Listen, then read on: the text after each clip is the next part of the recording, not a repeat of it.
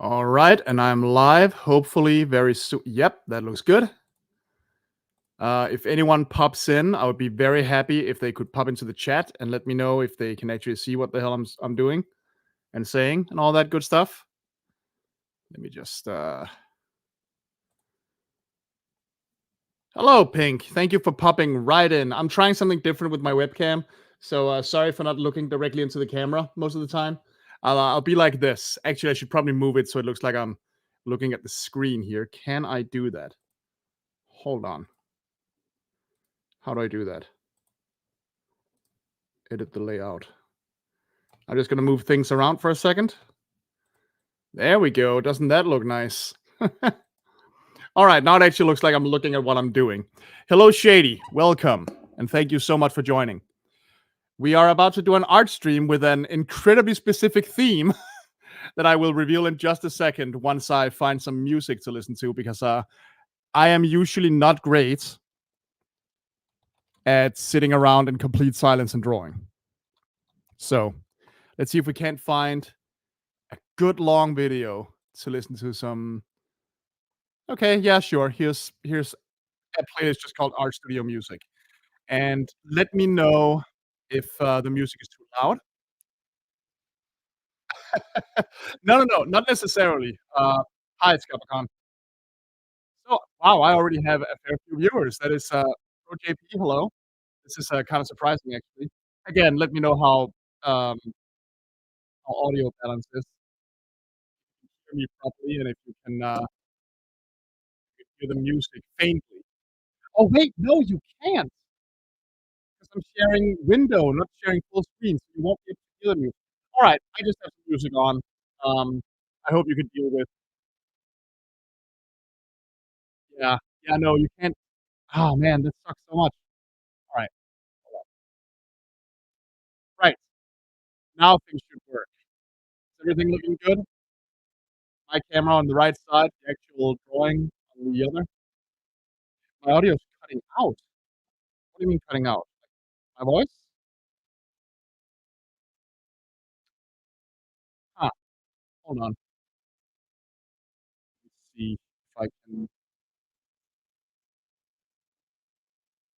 We're gonna have to fiddle with this for a second. Oh, I see. I see why. Okay. How about now? How about now? Is it more clear? Am I not cutting in and out anymore? 'Cause I think I know what was doing it.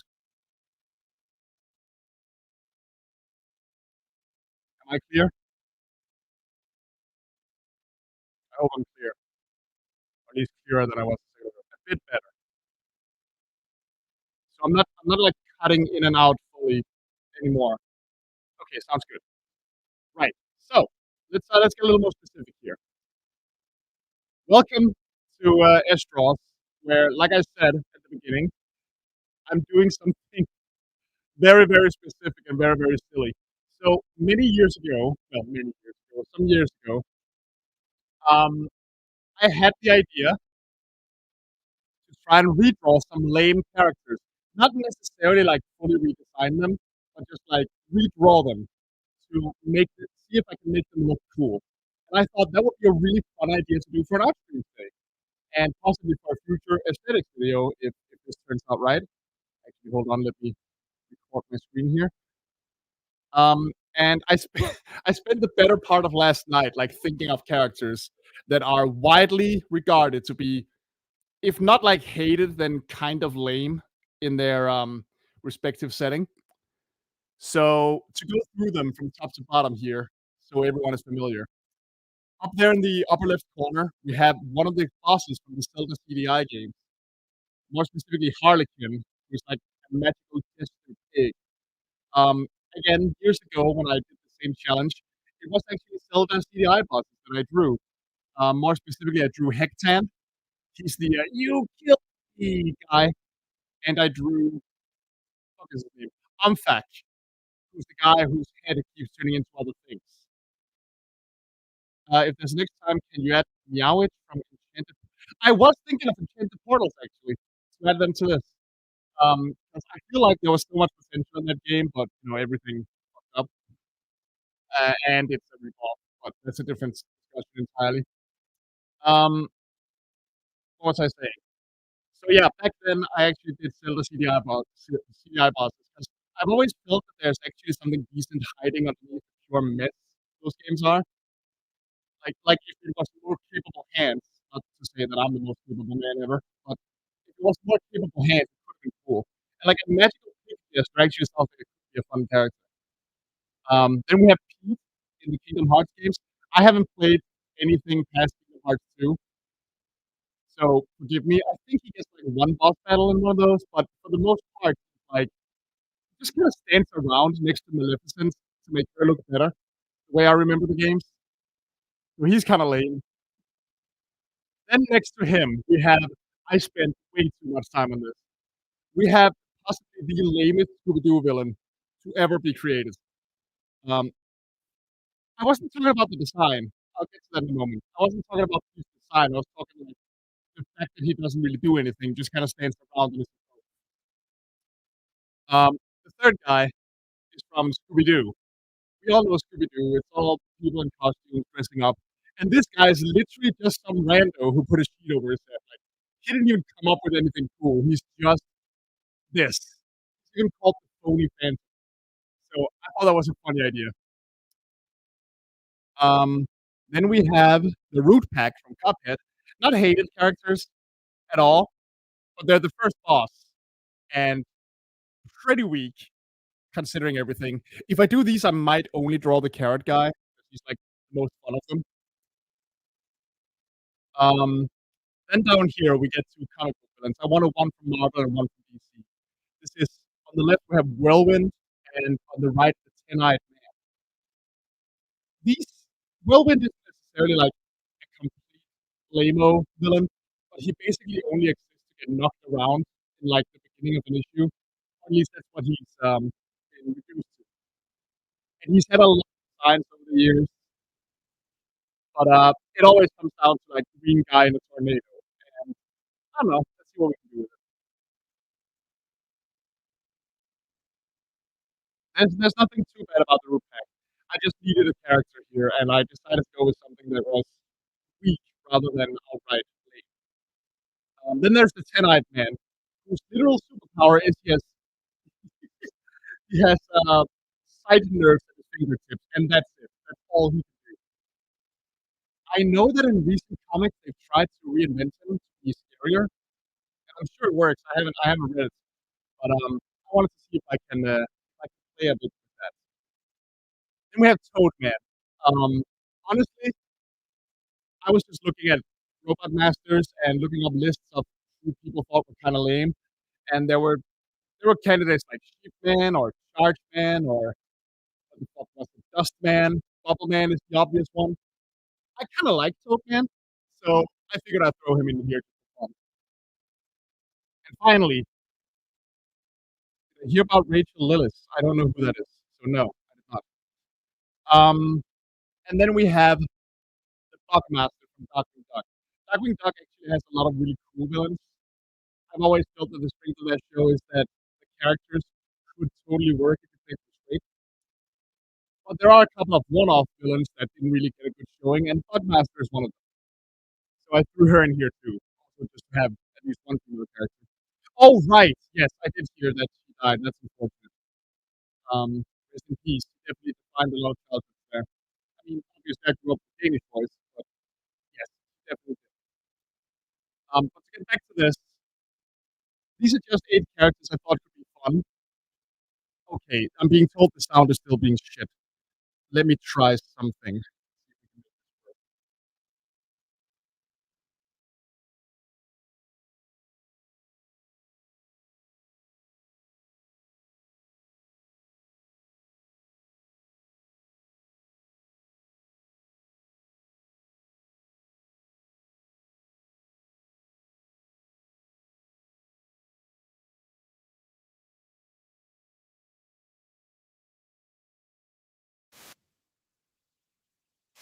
Oh, now, are we still having sound trouble?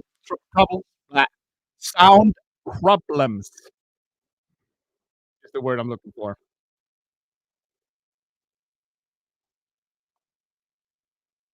shouldn't be messing up anymore. This is frustrating. Oh, hold on, maybe that's it. Uh-huh.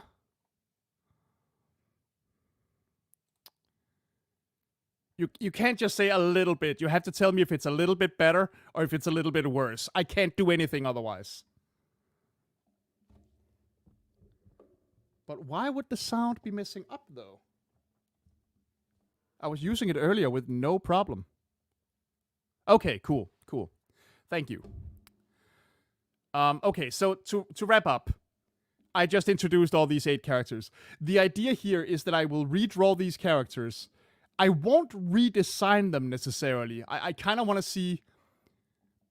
I kind of want to see if I can draw these and make them look really rad, just by taking them seriously as characters or trying to emphasize something. Like, I won't change their design fundamentally, but you know, maybe I'll emphasize a detail, or maybe I'll play around with some colors a little bit. Maybe I'll change the style, and we'll see if we can do something really cool with these, or give them a more intimidating pose or something. So I'm gonna let a dice decide which one of these I do. And to make sure that you don't think I'm cheating, I was actually gonna hold on. Let's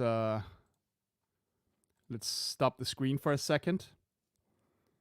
And then let's present another screen, namely this one. So this is the Google Dice Roller. This one will roll the dice for us.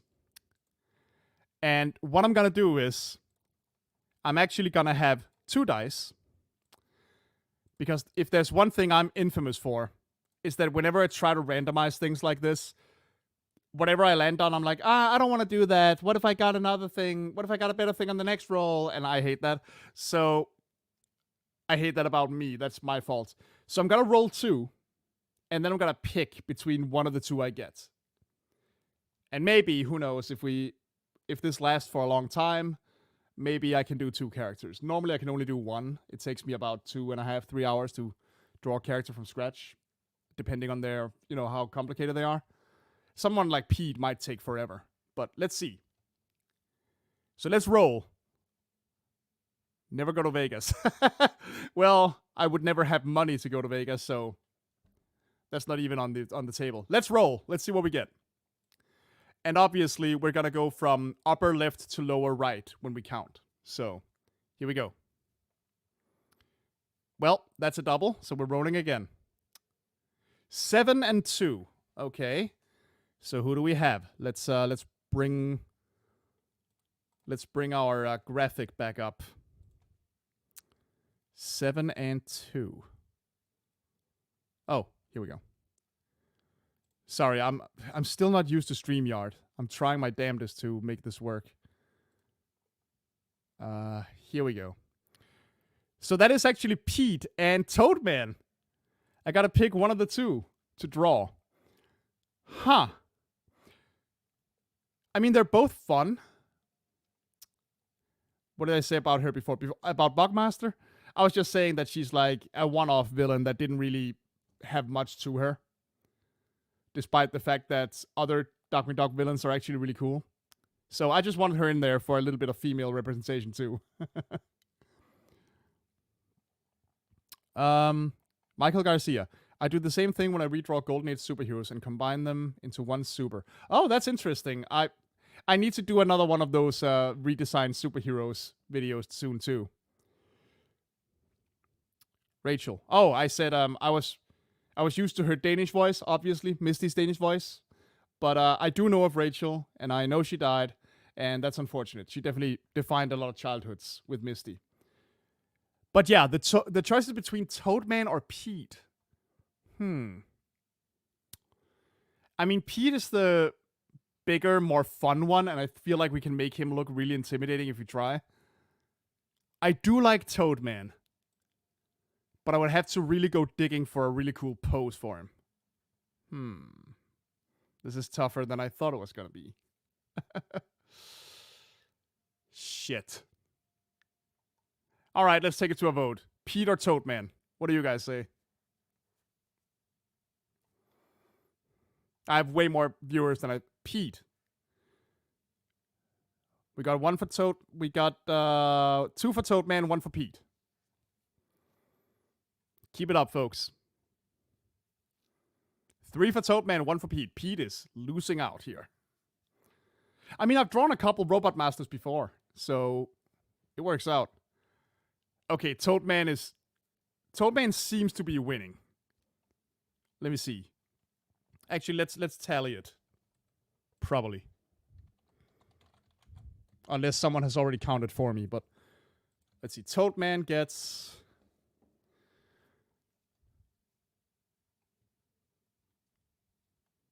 Let's see here. 1, 2, 3, 4, 5. Toadman has 5 votes. I'm pretty sure that means he wins, but let's just write it anyway. Fuck! Yeah, my setup is a little awkward, so... Son of a bitch. Alright, 5 votes for Toadman. I think Pete got like 3. Pete got 2. Alright, we're doing Toadman. I gotta look up some references.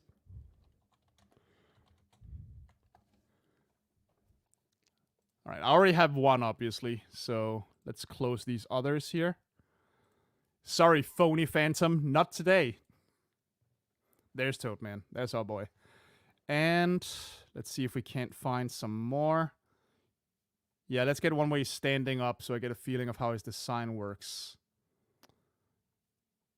That's fan art. We're not going to use that. Oh, here we go. Right on. I'm just going to save these and I'm going to load them up and we're going to get started.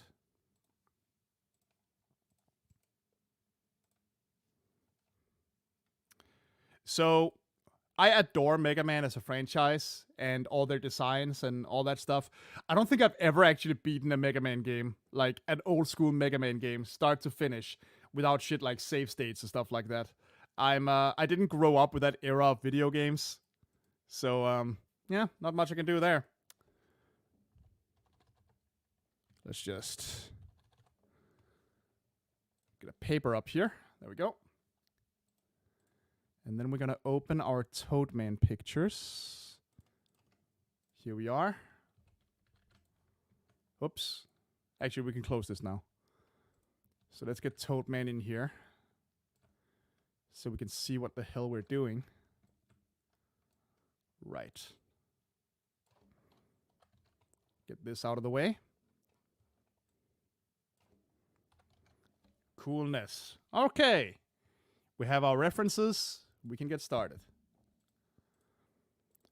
But actually, what I also need is a cool pose for him. And why don't we do...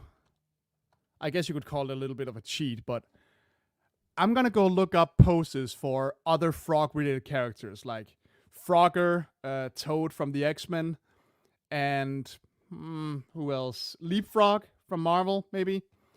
See what we can get. Sorry if I'm not reading the chat, by the way. Right. Ribbit indeed. So let's see if we can't find some cool poses here.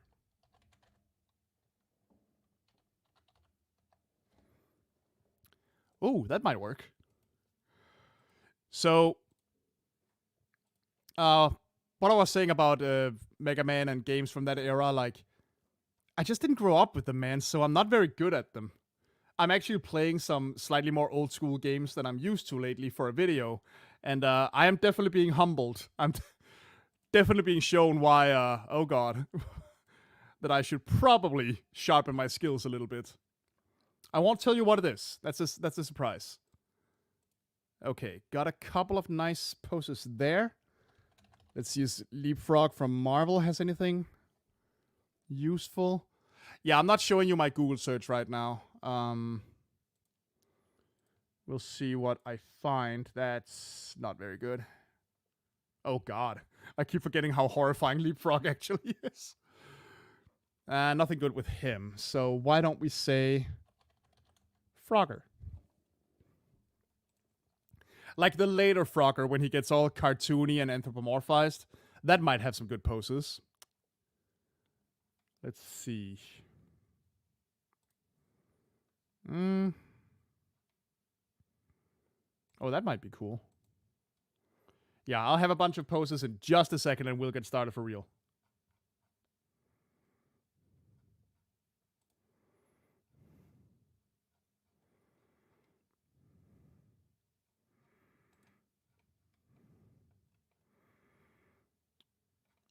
Uh-huh.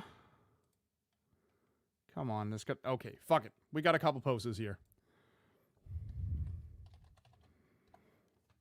Let me just save them and I'll load them right in.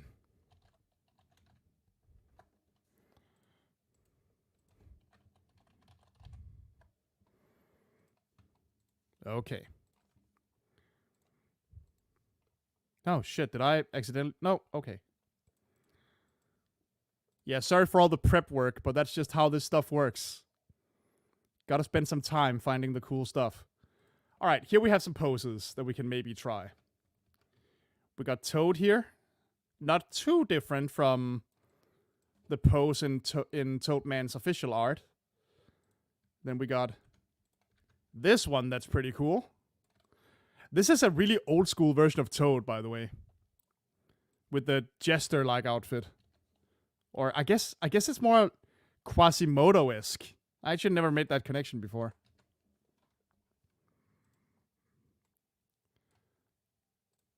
So let's see here. I have to go back and check the...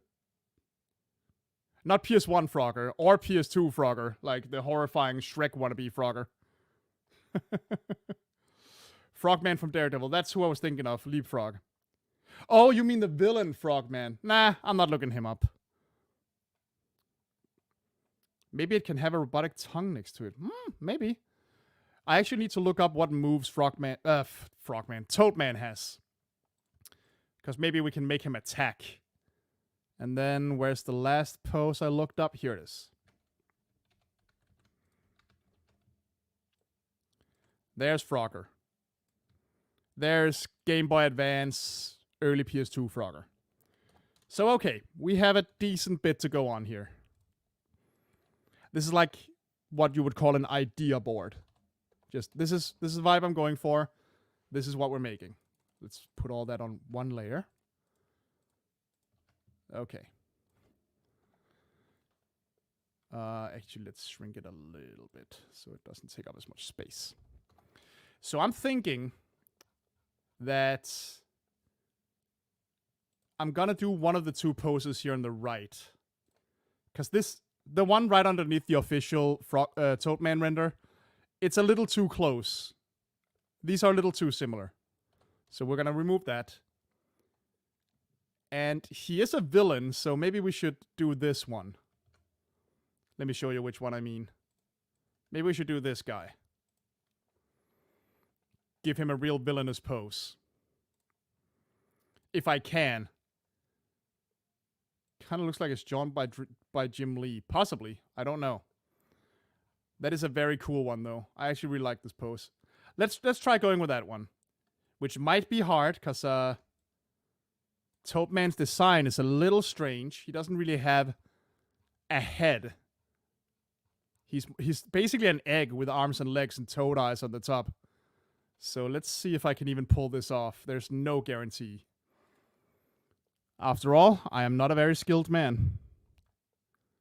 Now let's see here.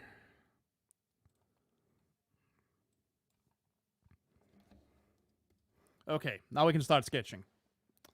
And if it takes me a while to read the chat, forgive me. I can only have so much open at a time. Actually, let's see if we can do something about this. I mean, that'll work, I suppose. Right on. Let's try this. Okay, I'm ready if you are. Let's actually get drawing. I've been going for 25 goddamn minutes without drawing anything. So let's see.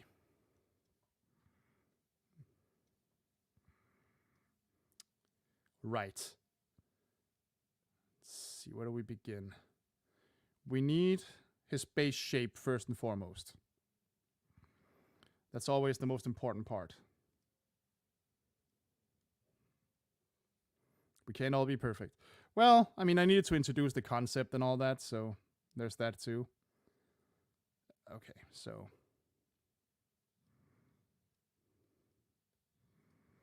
we're gonna go very simple from the start here. It's like I said, Toadman is more or less a big goddamn egg. Even this is already screwing it up a little, because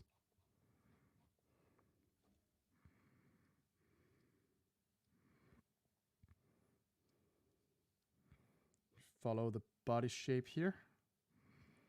I have drawn a couple of Robot Masters before. More specifically, I've drawn Heat Man, Shadow Man, Acid Man, and Elec Man. Robot Masters are fun. Like, they do have a very, very cool unifying design philosophy, even when they get a little weird. And they definitely do get weird, don't get me wrong. There are some in later games. Sorry, I keep licking my lips. I ate shortly before we started this.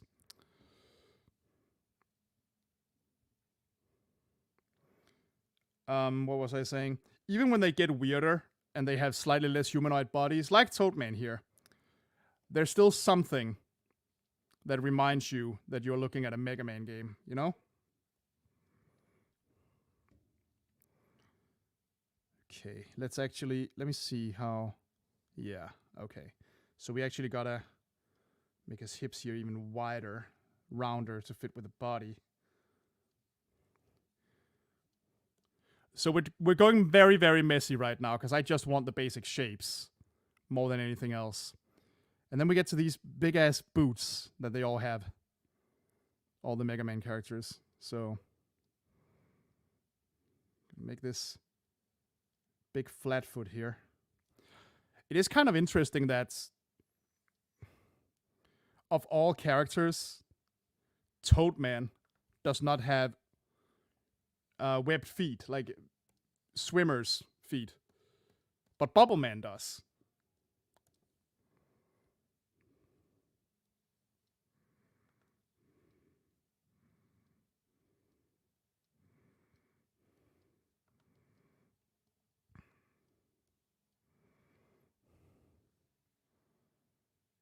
The worst is Woodman.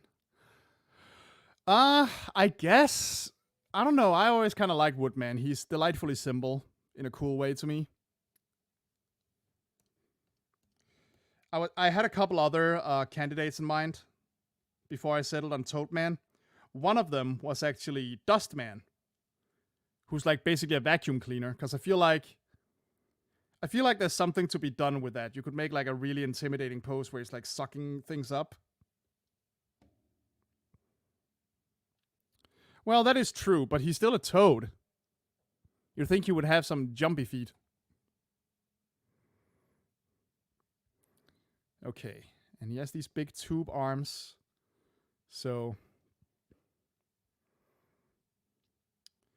it is a little hard to draw these boots the way it makes sense for this pose, considering, well, everything really. We'll just do this. Hi, Joel. Thanks for popping in to watch me potentially fail at not just drawing Toadman, but also making him look rad. Let's shorten his legs a little.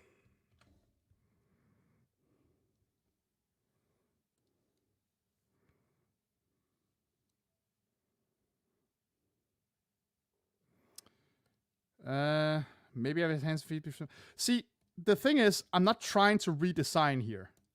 I think I said that in the beginning. The idea is more to take what's already there and make it look cool. So right now it's more a matter of, well, actually the pose he has in the official art is already fantastic. Like him all hunched over like that, it looks great for such a silly character. So, I mean, I might change a thing or two just for the sake of it, but let's see what happens here. We got his face down. Now we gotta figure out. So the thing all Mega Man characters have in common which is a thing for Capcom in general, really, is those huge goddamn hands and feet. Like, they are colossal most of the time. Let's erase a few lines here to get the shape a little more in place. Now he's starting to look more like the egg I want him to look like. A little bit more. Give him some real bulk.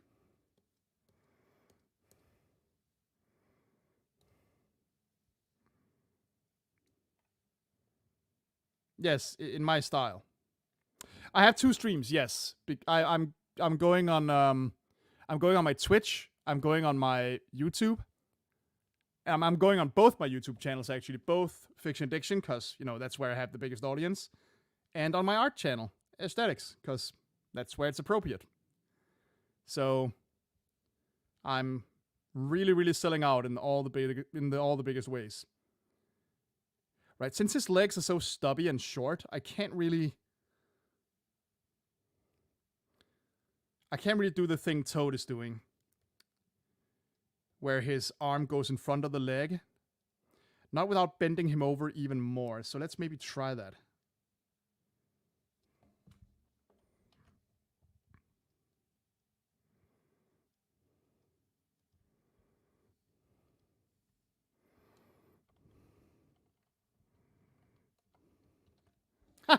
That's a good explanation, actually. I like that. It's just a style thing, because if you take notice, the human characters have them too. Maybe not to the same exaggerated degree, but they definitely have them. And also, Street Fighter exists. Eggman in Mega Man. I mean, I wouldn't put it past him to try it. He would probably have to have a different name, though. Shellman or something.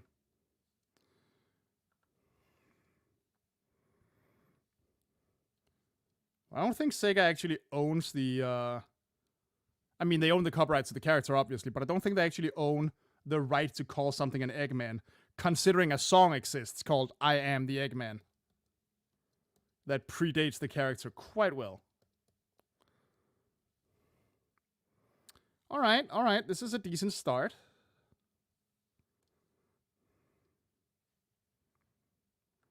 Do I sell my art at cons? No, I've never had a con table. I can't afford to go to cons or buy a table, man. I don't have money.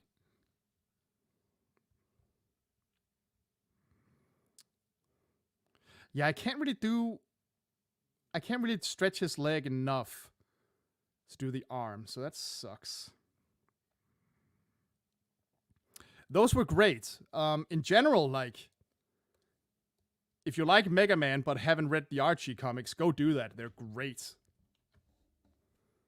I feel like they did a very good job recontextualizing certain things and giving the Robot Masters some individual personalities that really work for them.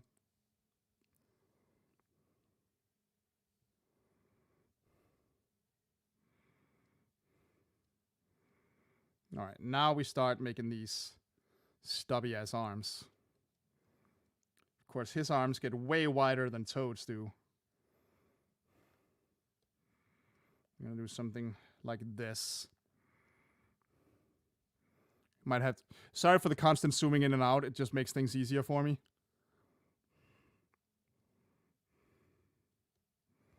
Yeah, we can't really do that, so... You know what? Let's change it a little. Let's move his arm so we can actually see his legs. In fact, I think I drew that arm too big, now that I look at it. So let's make the feet even bigger. Really sell that this guy is supposed to be huge and bulky.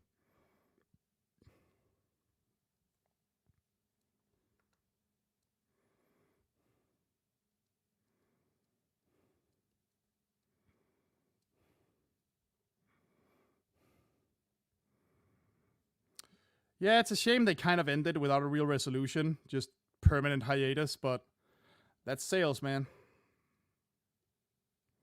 I enjoyed them, though. I really did. A lot of good ideas in them. So, I'm gonna go more with this up here in terms of like his fingers being kind of square shaped, because I think that's more interesting. And let's make them huge. Like just huge hands.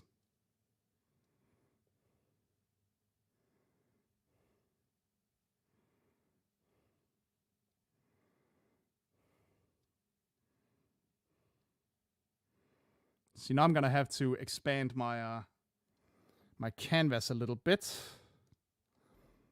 Actually, a lot bit, but whatever. Let's see.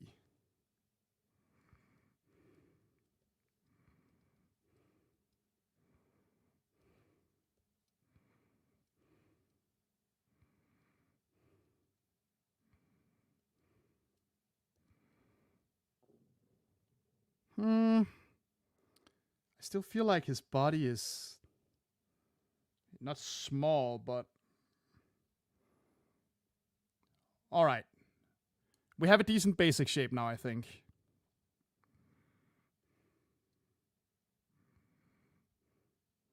The real problem is figuring out. All right. Cool. Let's expand this a little bit.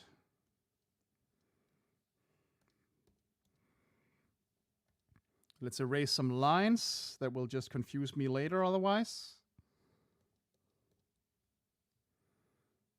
Okay, we're getting there. We are getting there. I'd say this is a pretty good pose. Like he's definitely looking like he's ready to scrap.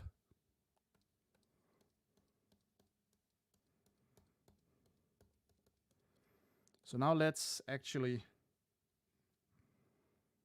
because his eyes are at like shoulder level almost.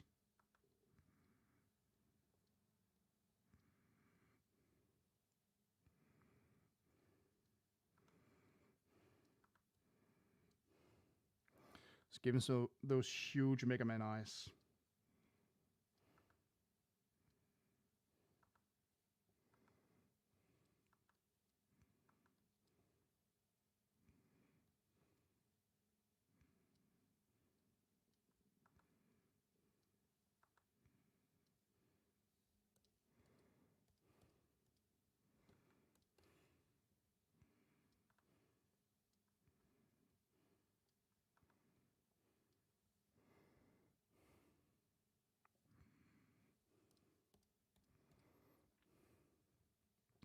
Making legitimate character designs for Mega Man villains out of your suggested Noun Man. Yes, I have been thinking exactly that. I was just unsure of how to ask, and since my audience isn't very huge, no offense, like I'm very happy you're all here naturally, but realistically, my audience isn't huge. I was kind of assuming that I wouldn't get a lot of answers if I tried to like tweet or something. Who's my favorite Robot Master? There's a bunch. Like many others, I'm super fond of Quickman. Quickman is always a popular choice. I love Elecman because Elecman kind of looks the most like a classic superhero, and we all know I love superheroes. He kind of looks like a classic superhero / supervillain, and I like that about him. He's kind of like a happy kid who came up with his own superhero OC. Cutman is always a big favorite. Love me some Cutman. I actually have a strange fondness for Topman of all characters. I think he's highly underrated. Like, him being a spinning top allows for a lot of creative fighting. If you play up the breakdancer thing. I don't know if anyone's ever listened to the Megas. This band that took all the music from Mega Man 2 and 3 and gave them lyrics and tried to treat it as kind of like a rock ballad, basically. And I really like that stuff. They emphasize him as a dancer. Like that he sees battling Mega Man as a dance. A contest of skill. I like that. Heatman is fucking fantastic. Like, whoever came up with just poking an evil robot head out of a Zippo lighter Bravo. It's brilliant. I love it. I'm not even being facetious. I mean that wholeheartedly. It's so good. I mean, there are more, but I would have to look up a list to remember them all. Skullman, Pharaoh Man, all cool. Shit. You know what? Throw some names at me and I'll tell you if I like them. Snake Man. I think Snake Man is very cool.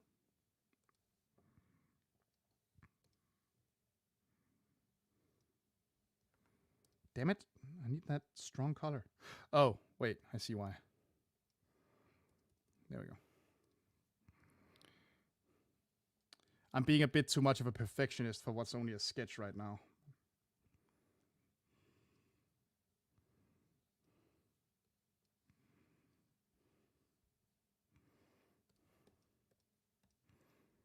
That is a bad habit of mine.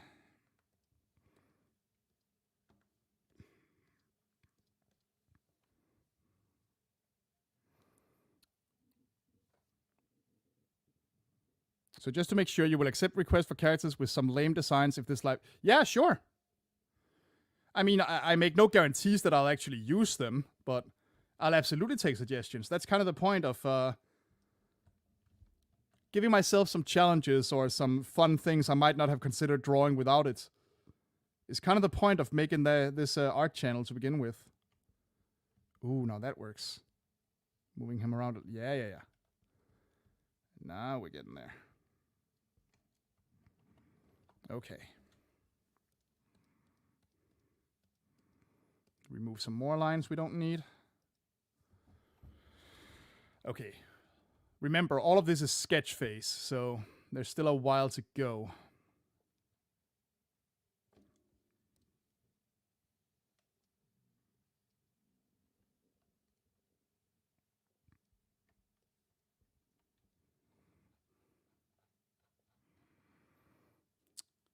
Meowitch from Enchanted Portals. Is she the witch boss right in the beginning?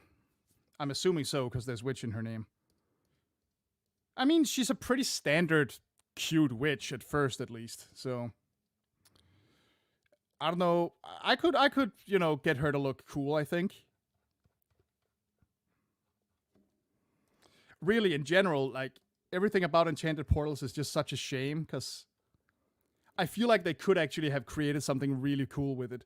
Even if it was a Cuphead pastiche.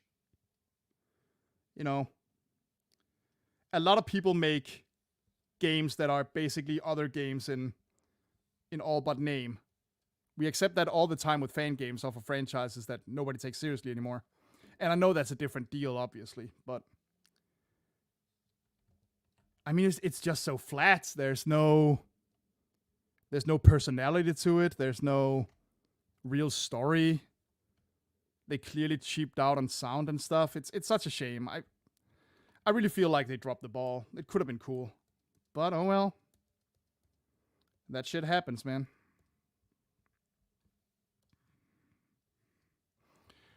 I know you can't hear it, but the music I'm listening to right now is incredibly chill.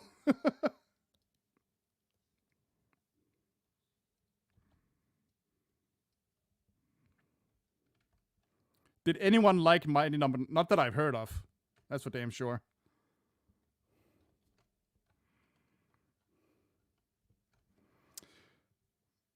Yeah, I'm inclined to agree. I mean,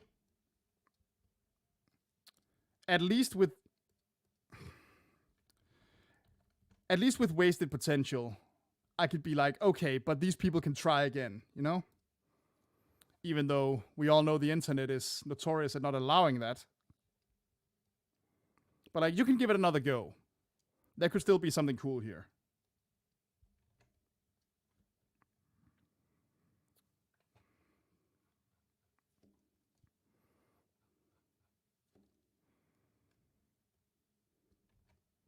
But it does hit a little harder, at least to me, when I'm seeing something where I'm like, I want to like this so much, but there's so much wrong with it.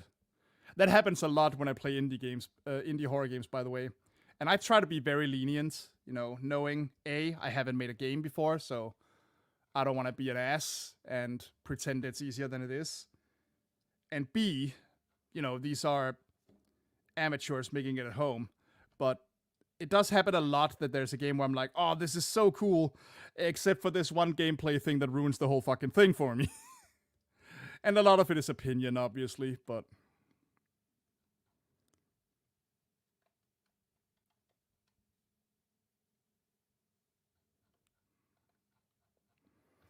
I try to be nice in general. It costs nothing, and being encouraging will usually result in you getting something cool down the line, you know? Like, I think it was Kevin Smith who said something like that. It costs nothing to encourage an artist because you never know. They might make your favorite movie to get stoned to someday, which is a very Kevin Smith thing to say, but he's very right about it.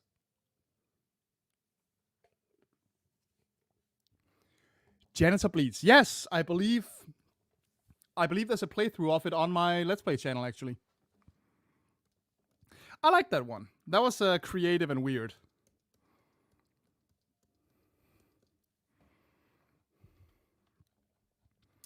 Okay, now we gotta give him his weird frog eyes on top there.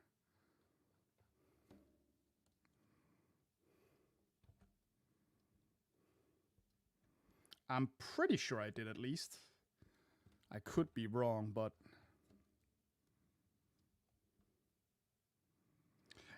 I mean, for every game that shows up on my channel, on my Let's Play channel, not for every game, there are definitely some games where I messed up the recording in some way, and I lost footage of a game I thought was super goddamn cool, and I'm just like, ah, I want to show people that.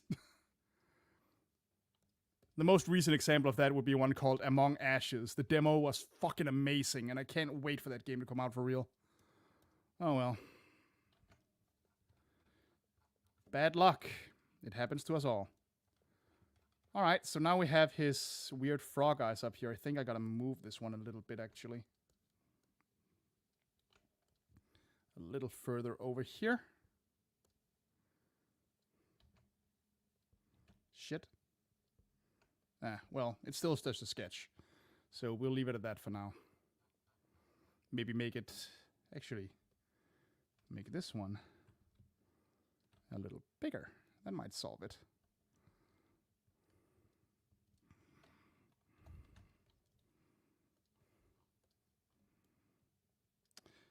Yeah, this is something with digital art that I try to tell my students, like, just move shit around, resize. It's a sketch. It doesn't have to look perfect from the get-go. Just figure things out.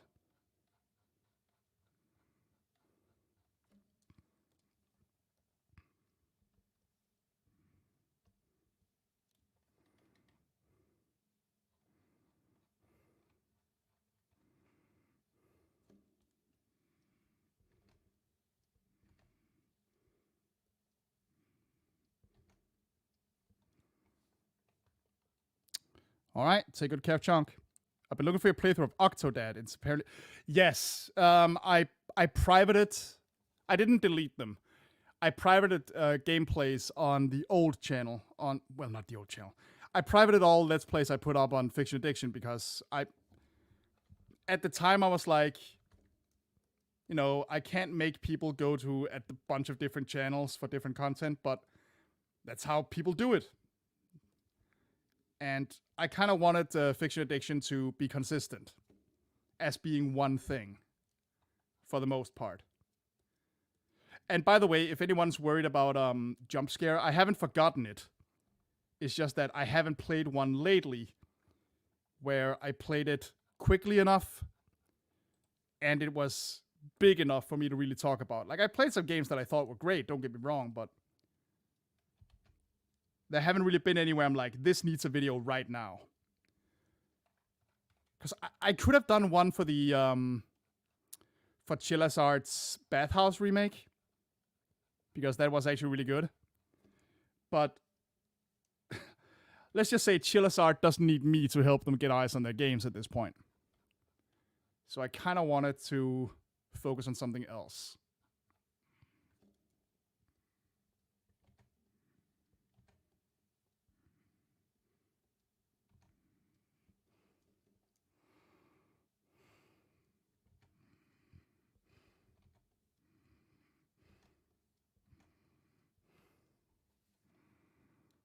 All right, Michael, thanks for joining. Have a good one.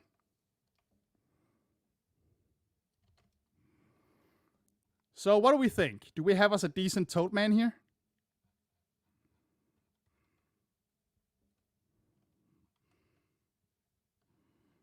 This hand could probably stand to be a little bigger.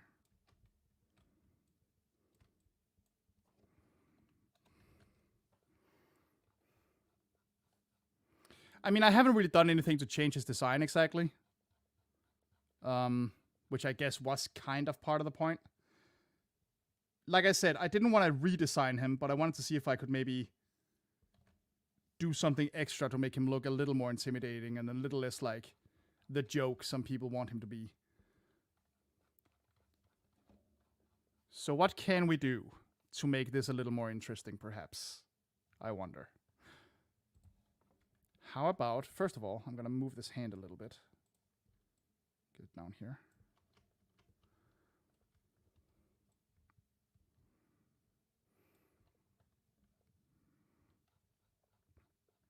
Okay, so what kind of toads exist? What can toads do? There are some toads and frogs that are venomous. I don't think we're going to get that in there. I mean, I could have things like dripping off of him to give a slimy frog thing. Slightly more emphasized grabbing pose. All right. Let's see if we can exaggerate that pose a little more. That might be a good idea.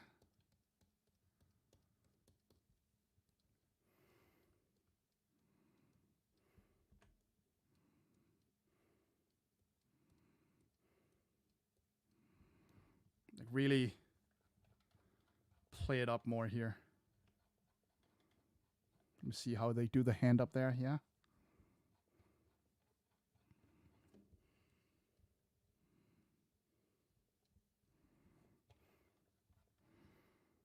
And then actually, let's do something. Let's try and make it a little bit more.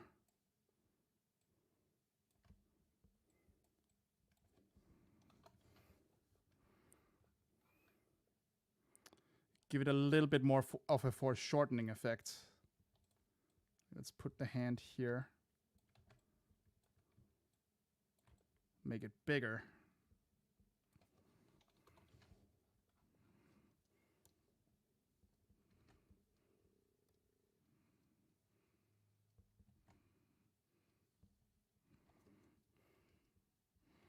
Like now it's really reaching for you.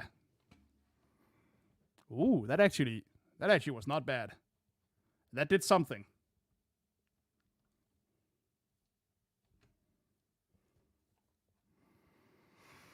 That definitely had some kind of effect.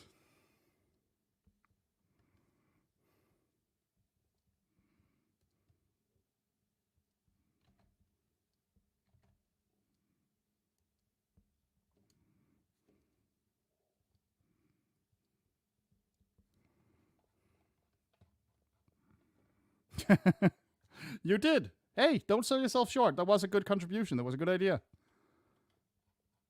All right, so now I'm going to do something that I often do when I sketch digitally. Actually, when I sketch in general. I'm going to fill in some very, very simple base color. Just, you know, fill in the darkest parts. And what this does is it kind of helps me later to have some idea of what it's supposed to be, you know? Like, oh, this is the darkest part of him. And it gives me a better idea of what the finished product will look like. Does that make sense? I hope that makes sense.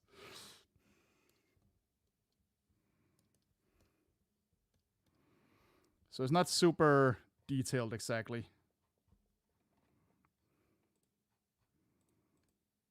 Just like some real quick base color.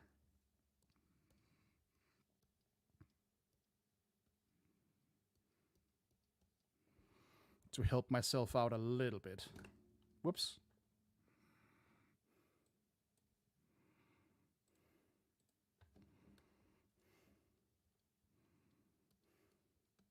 Yeah, just fuck it. Like that. And his big ass arms here. Oops, nope.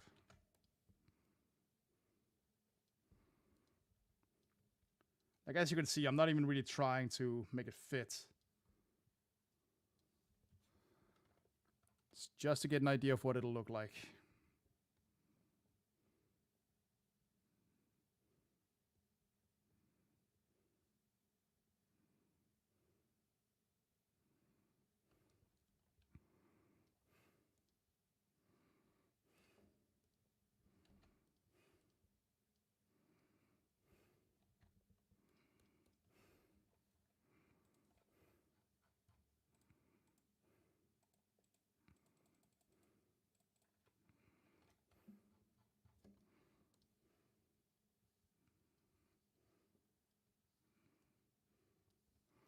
Mm-hmm. Oh, shit. Gotta move that back around. There we go.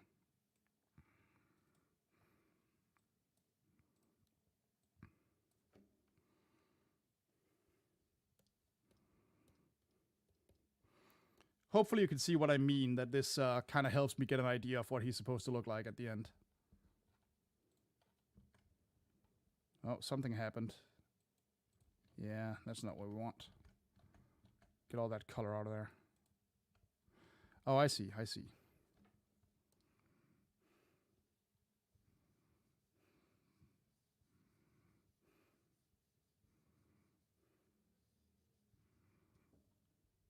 So this isn't really anything necessary to do, but it helps me out. So I do it.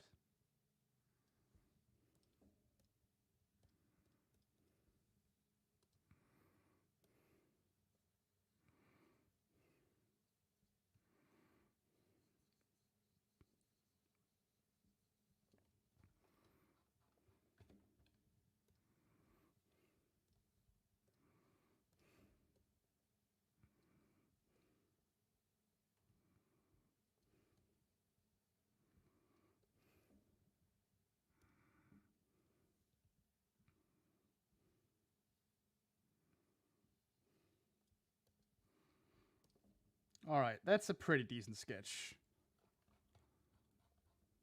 He's not bad looking.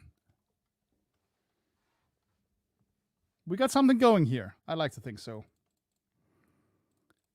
So now that we have our sketch, let's put it all together to one layer. Call that sketch.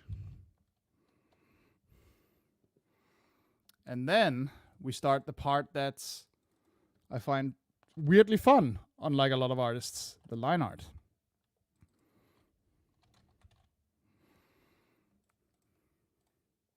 We can remove our references for now. And we can center this guy a little more. Let's actually get Marvel Toad out of the way here. He's served his purpose. Fuck off. And basically, you know, anything but that render. Actually, we're just going to remove the whole thing because I have it up here. So how are people liking this so far? Maybe, oh, hold on. Idea.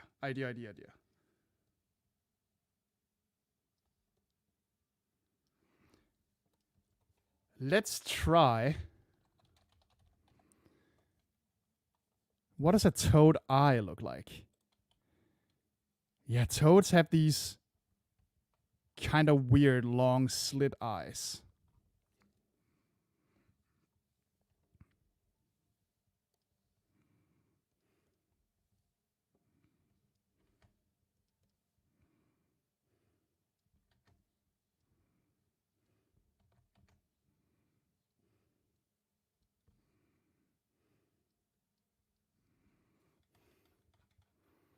Make them a little more manic looking.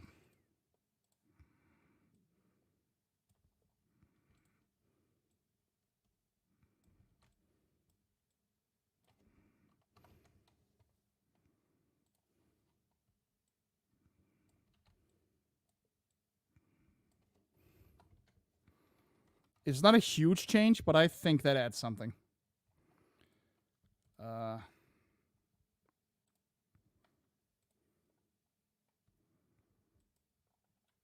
Right.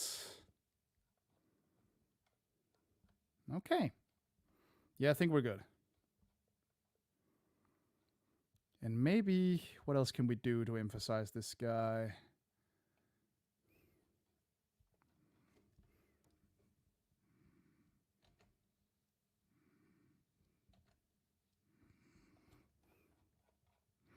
Actually, I'm gonna go nuts. Make his back even fucking bigger. Like, bruh. Really go crazy with it here.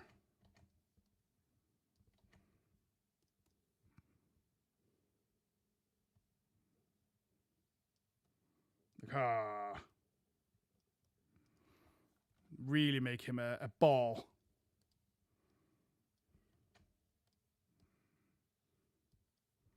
We can move this stuff up a little.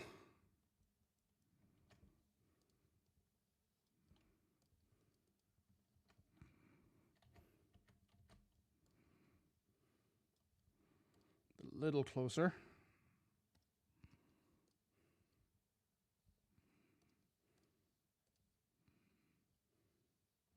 Again, don't worry about the color being a little bit inconsistent. It doesn't matter.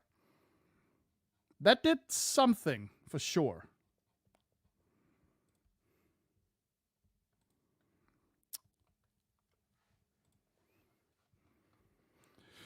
So people, you're free to like suggest more random characters that could be fun for this in the future.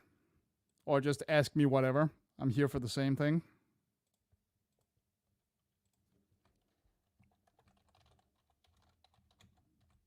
Hold on, I gotta answer a message here.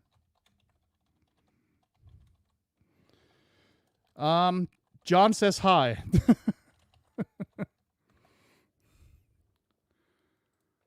Or well, I made him say hi for you. So not creative enough to add something. I'm sure you are. Thanks, Chico. I'm doing my best. That's the sketching phase. That only took me about half an hour, so that's actually not bad. Now, let's get to the actual fun part.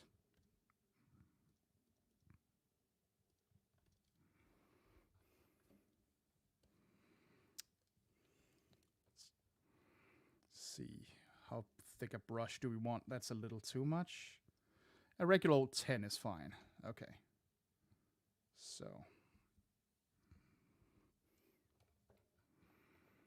Start with this arm, since that's one of the top things.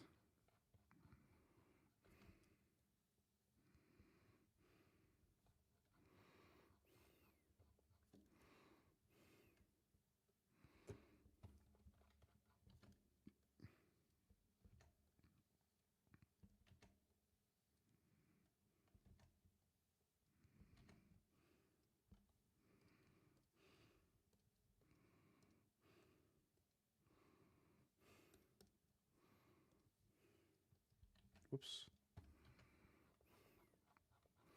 Let's give that a little bit of edge here. There we go.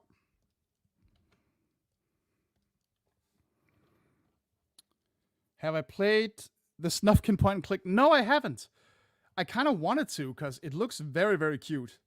But, you know, with all the spooky indie games I play, I don't have money for all the games I would like to try. That actually does remind me, and please don't take this as begging, because that's not what it is. We're closing on September now, which means it'll be October soon. And if you know my gameplay channel, you know that in October, I try to upload a horror game every day, which is not always easy.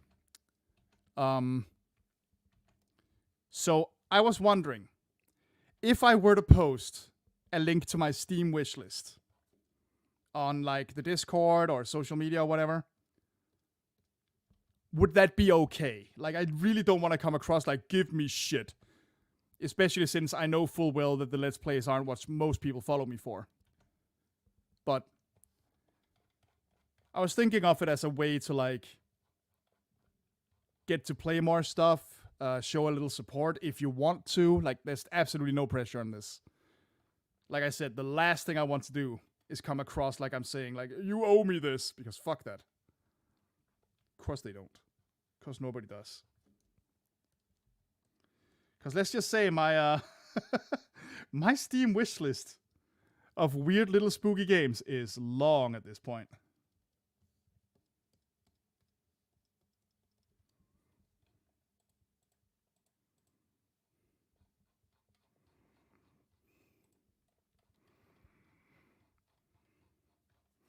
I was just worried about whether or not that would be considered like bad form.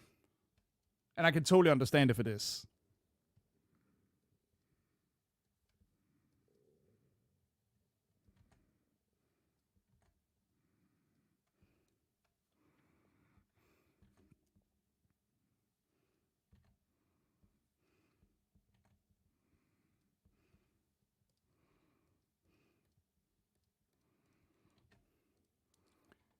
Again, I cannot emphasize enough, this is in no way me trying to beg.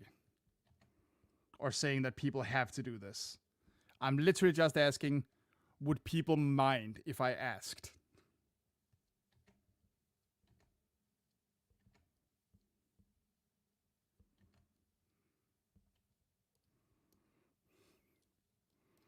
Because God knows it's rough for all of us out there, and people should take care of themselves first and all that.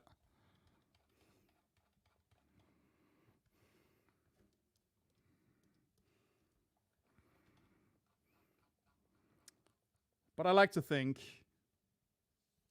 and maybe this is me patting myself on the back a little more, I like to think if I can entertain just a few people with my silly excitement over spooky nonsense, then I consider that worth it. Hey. Once again, let me be clear. I'm not expecting anything. So don't like make plans on my behalf. I'm literally just asking, would people be okay with me putting the link up somewhere?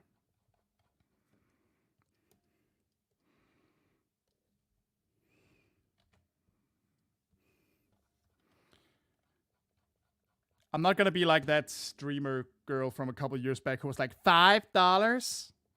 Remember that girl? Oof, that was bad.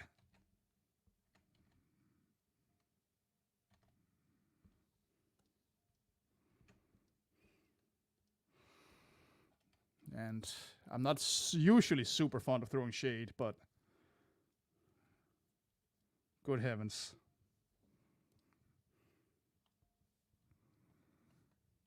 Hi, Alex. Thanks for popping in.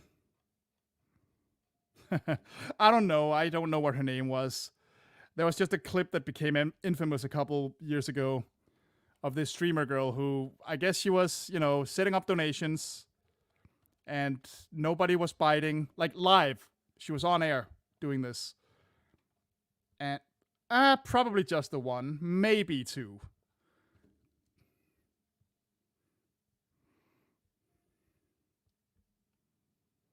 Plus, like, I kind of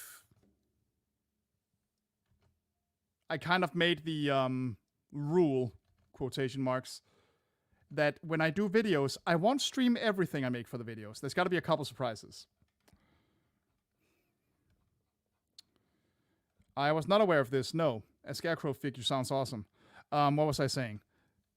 Yeah, there was this streamer girl who started taking donations like live or something, and nobody was biting. And then she went on this huge goddamn rant live about how she was only asking for $5, and if people couldn't afford that, they were basically losers. I mean, I'm paraphrasing. It might have been a little more lenient than that, but it was not a good look. Let's put it that way. Batman Beyond. Rewatching that recently, actually. Because I got the Blu-ray box.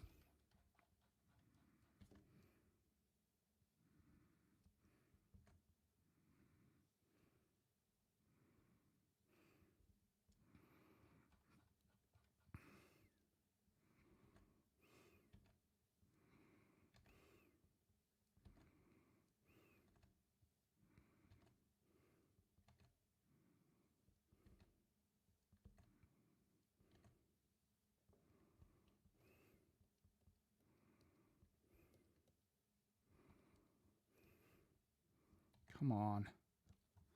All right, that line just did not want to obey me. That happens sometimes. Yeah, I'm really liking this this whole square fingers thing. Makes him look blockier. And I guess in a weird way, a little more like a robot, actually.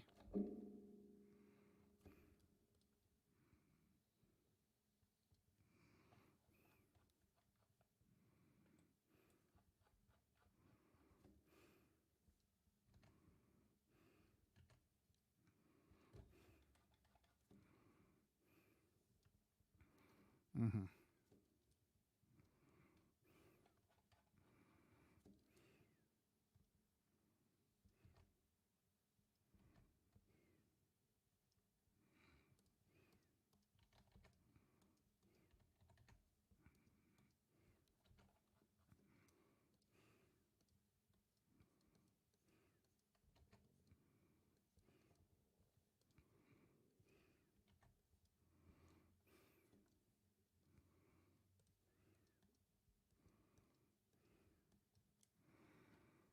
Let's say you were given everything you needed to make your own dream game. What would that be?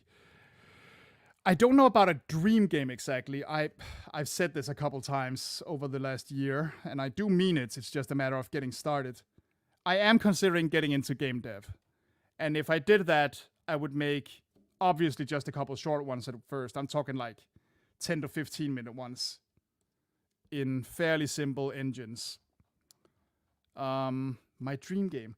I actually, since we're drawing a Mega Man character, and this is something I've considered doing a video on too, a few years ago I did have an idea for a boss rush game where boss fights would be kind of similar to Mega Man X more specifically. The angle, I guess, would be that all the characters are anthropomorphic birds.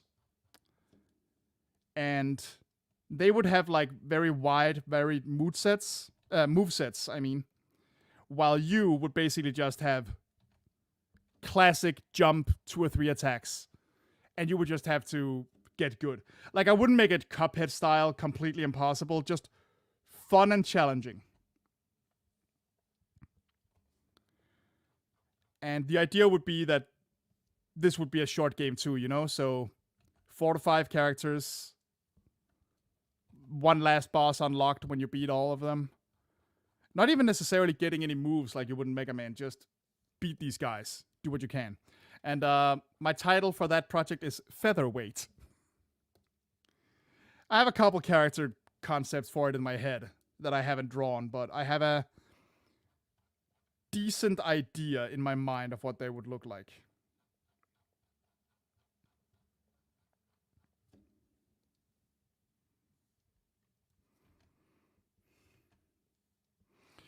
Like, one would be a very big buff toucan dude. Well, not buff, more like stocky. Like built. Another would be a shoe bill that like uses its shovel-shaped bill to fucking throw dirt at you. One is like a sort of reverse Jekyll and Hyde. It would be a parakeet. Because, you know, parakeets can look fucking weird. Who uses potions to turn into a peacock. And then attacks you. Just random ideas. I haven't really developed it much. I don't exactly have a story, not even an excuse story or anything. Just it's just an image that's been in my mind. So I've definitely considered doing a video where I draw some of those characters. Finally, because it's been in my head for years. What do you think? Sound too stupid? Probably, but I like the idea.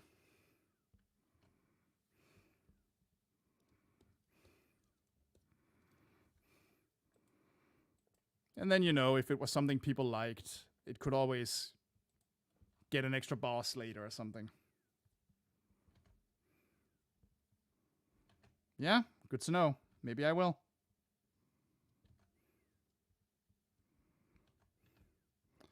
Probably 2D. Like I said, it would be mainly Mega Man X inspired, so probably 2D.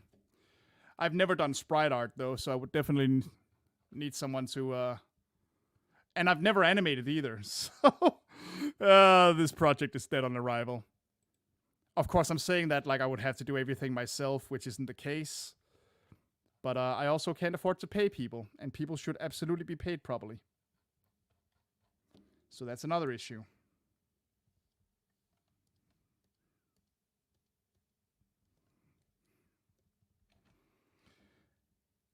Aside from that, I have a few, short horror games in mind. Some of them based on short film ideas I never got to make.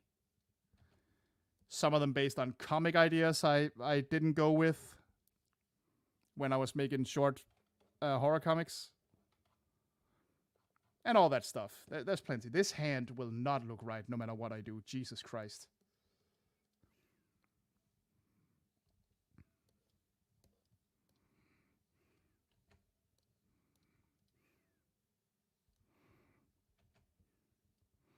Nah, that's probably as good as it gets for now. We'll figure it out later. Sometimes when you're drawing, you really have to just say, fuck it, good enough for now, and then move on. When there's something that just won't. Oh crap, I used the blue line. When there's something that just won't look right. Like, just, okay, that's not for right now. We'll fix it later. It will absolutely keep you sane.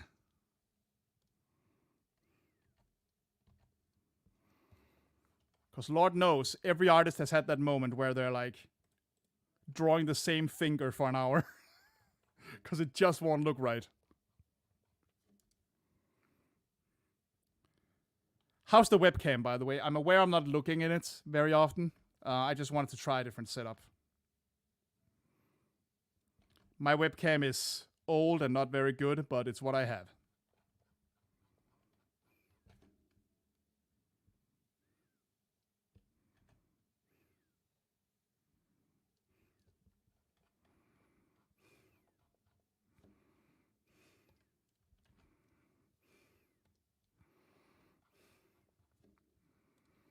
I'm just wondering if this setup works for you.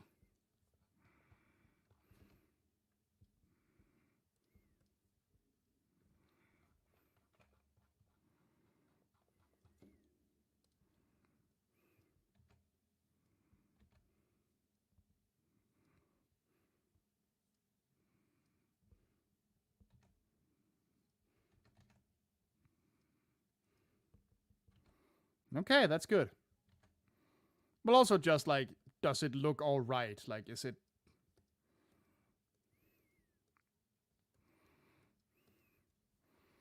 worth looking at? You know, not so much is the image quality high, but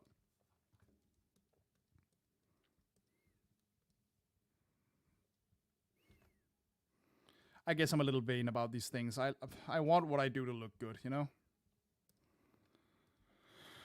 Okay. Looks a little odd, but that's just this body having odd proportions with this pose. So it's fine.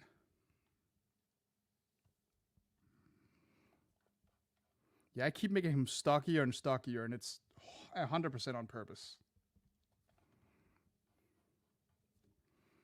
Rounder and rounder and more X-shaped with every stroke.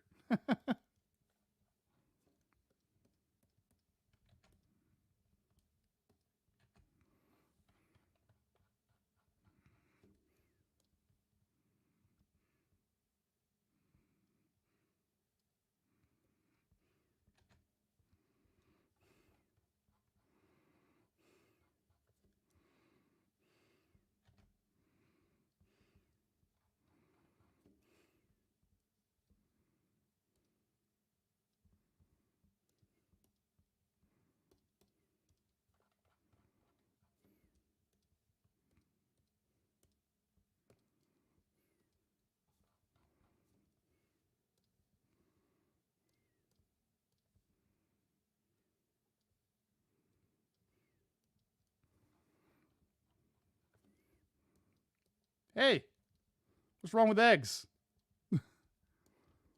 Eggs can be intimidating. There's at least one villain out there two villains out there who made whole careers out of being eggs. So, gotcha.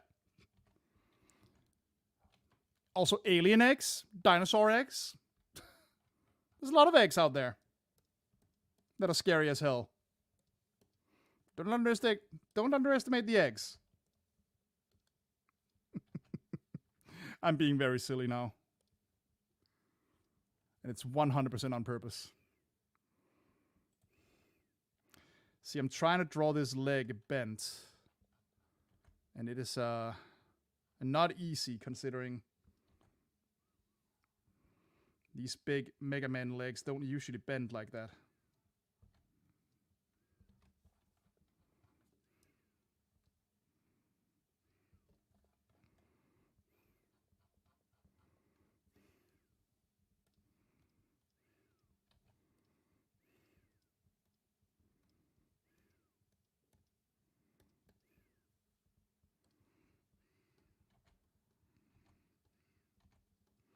We'll see how it looks. I'll continue the line art and then we'll see if this needs some fixing later. For now, I think it works decently.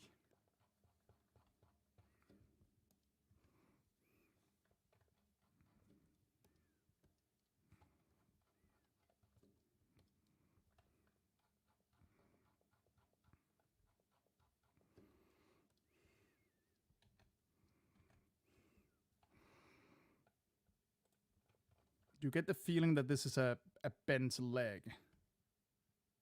Yeah, I think you do. I think, though,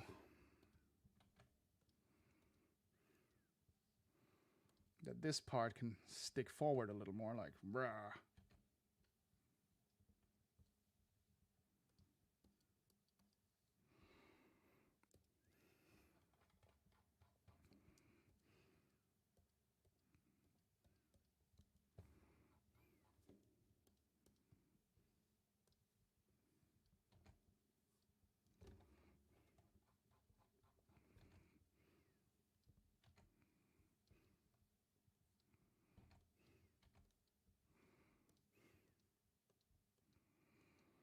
Yeah, I kind of think I'm failing the challenge because I'm definitely not making him look cooler or more intimidating than he would under normal circumstances, but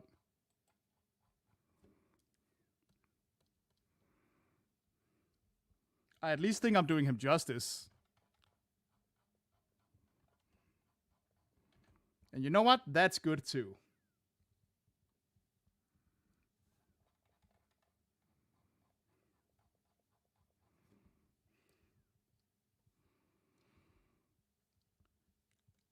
Like I keep saying, the challenge wasn't so much to redesign them or change them.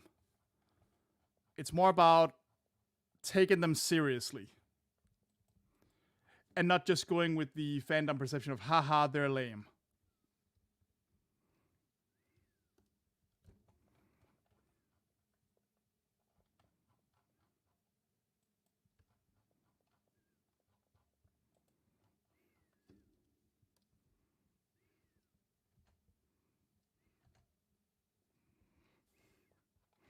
Because I think I've said this before in at least one video. I don't really believe in lame concepts or ideas.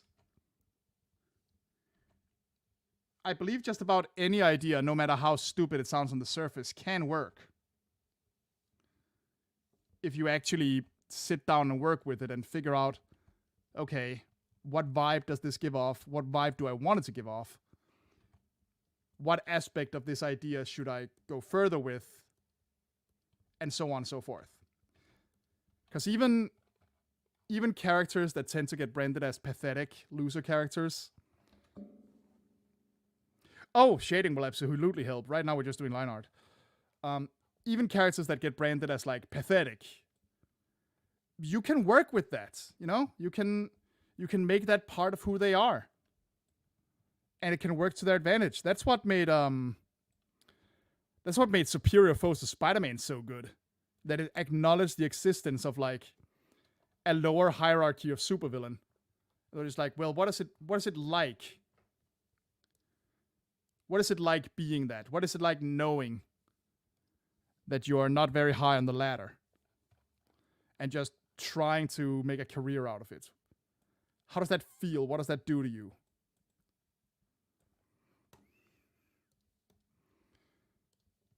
So, as far as I'm concerned, there are very, very few bad ideas or bad characters out there. There's just writers who didn't succeed. I don't want to say failed, but didn't succeed in finding what worked for them. And obviously, you know, it also varies a lot with personal preference. Like many years ago, I keep sounding like some wizard in a fantasy. Many years ago, in the Spider-Man comics, long before there was a Spider-Verse 2 to compare it to, there was this one comic that actually reinvented the Spot in a really cool way, where he had gotten lost in the dimension he goes to when he teleports, which, okay, not that new an idea, but it's fine. And when he came back, he'd actually gone mad from the isolation, so now he was mute, and he only communicated via spots. Like, he didn't speak. He left notes with like a weird language of spots of different sizes, almost like a weird Morse code thing. And they just played him as an assassin, basically. He was just killing mobsters that had gotten his son shot. And he was terrifying, because his powers are terrifying. The dude could literally be anywhere at any time. There's nowhere to hide.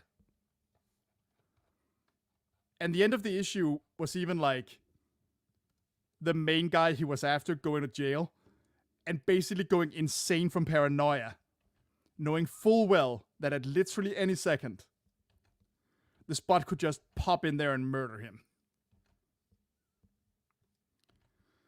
And of course, you know, comic books being comic books, the Spot went back to being a silly goof later, and honestly, that's probably what he's best at.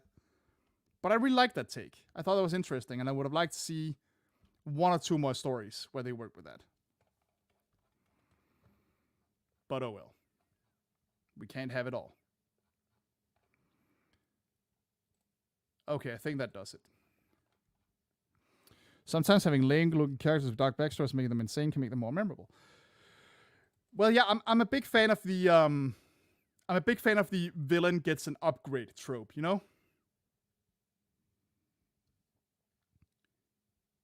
Like when a villain that everyone thought was like lame suddenly shows up again and is not necessarily like repowered. Like it doesn't have to be like, oh, I got possessed by a demon or some scientist dude gave me a new suit. It can just be like, you know what? I'm done fucking around. Here's what I can actually do when I'm pissed off enough. So it's always exciting to me when a writer takes a character that fans have like written off a long time ago, and they just go, all right, let's see what we can do. The results might not always be fantastic, but they're almost always interesting.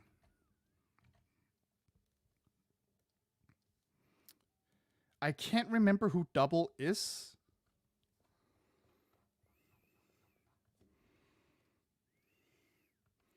To be perfectly honest with you.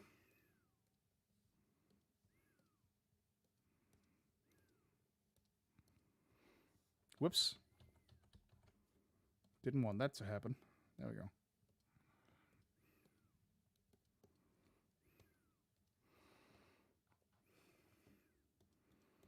All right, let's widen this a little so he gets a little more depth. That actually is kind of scary. Like, he is a reaching. And he'll get you. Oh, he'll get you.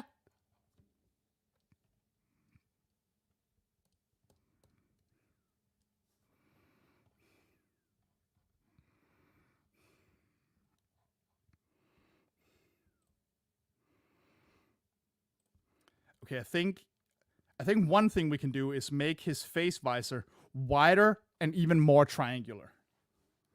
So we'll try that when I get to it.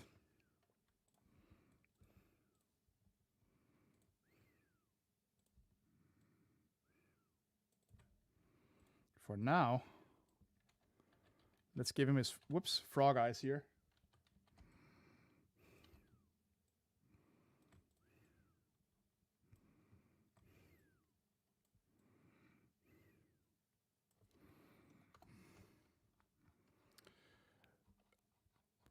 Rules. What do you mean by rules? I mean, my rule is basically I'm not redesigning. I'm just taking them seriously and drawing them. So it depends on what kind of rules you're referring to.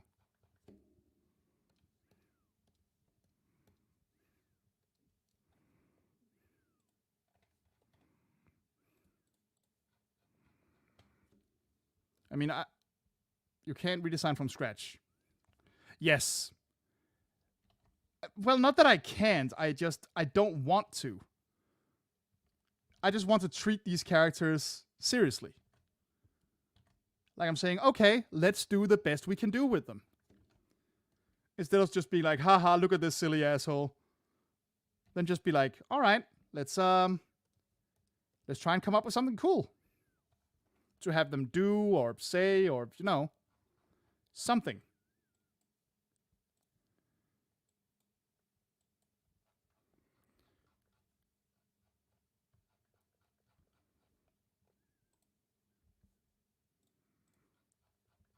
Just trying my best to work with what I have. Or rather with what they have, these characters.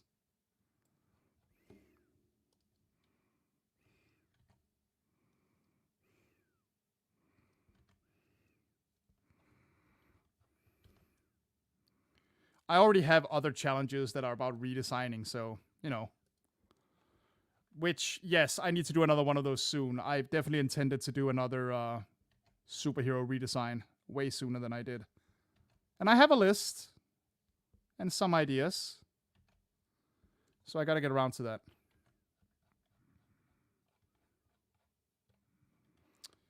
They probably would, yes. That is absolutely correct. I messed that up. Let's go back a couple steps. Thank you for reminding me.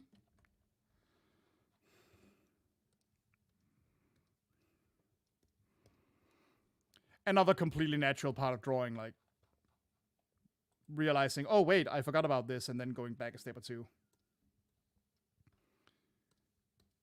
I mean, to sound like a total douche, I probably would have realized that myself at some point, but better to catch it now than later, so thank you.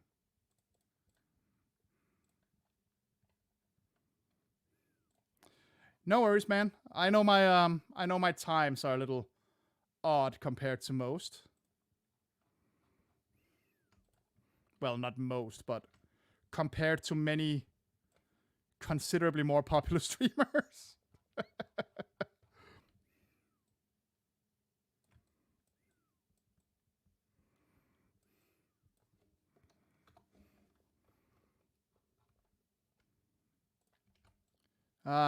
Committing the crime of being European on the internet. What's a guy to do?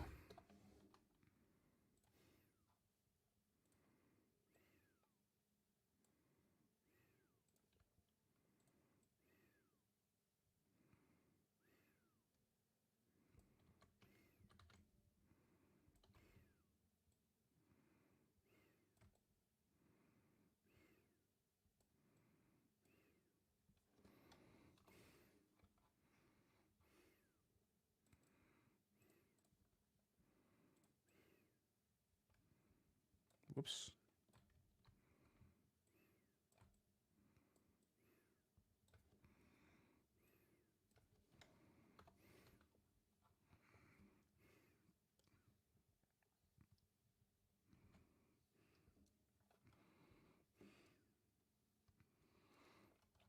I mean, I'm exaggerating a little when I say stuff like that, but it does definitely feel sometimes like unless you're born American, you basically have no chance on the internet. And I know that's nonsense, but I'm just saying how it feels sometimes. Which is bullshit because PewDiePie is fucking Swedish. So, there you go.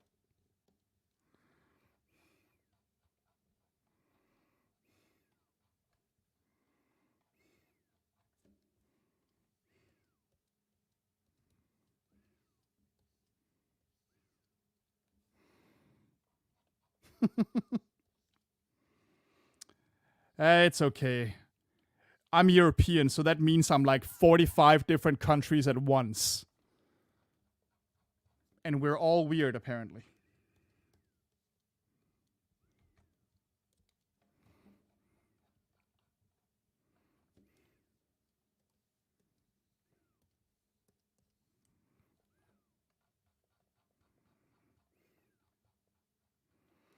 Because welcome to the internet. Have a look around.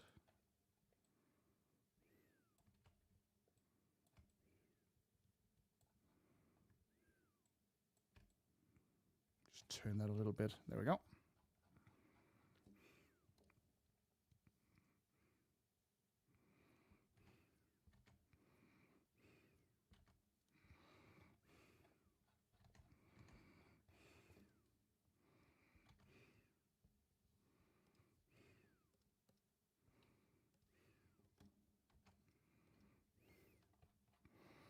I'm not even just European.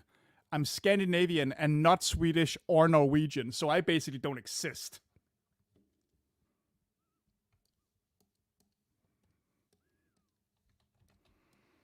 Trust me, there is nothing more infuriating than when a piece of media refers to like Scandinavia and they only show Sweden or Norway if they get really lucky. Like, fuck off, man. We're here too.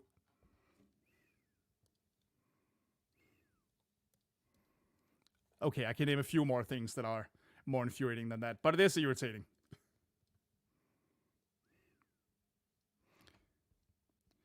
I will say, I do find it very funny that when people do refer to us, to Denmark, the joke seems to be that nobody knows anything about us. That in itself is very funny. I remember, if anyone remembers the show Dan Versus, which you should, because that show was hilarious. There was an episode where at first I was like, oh man, these guys don't know anything. What the hell are they doing? And then I realized that was the actual joke. I don't remember the exact context, but Dan, the main character, gets like locked up. Oh, we need to move this leg actually. He gets like locked up and put in a cage somewhere. And there's a guy in there with him who they explicitly say is Danish. Which, okay, cool. I'm sitting there doing the Leonardo DiCaprio meme, right? Like snapping my fingers, pointing at the screen.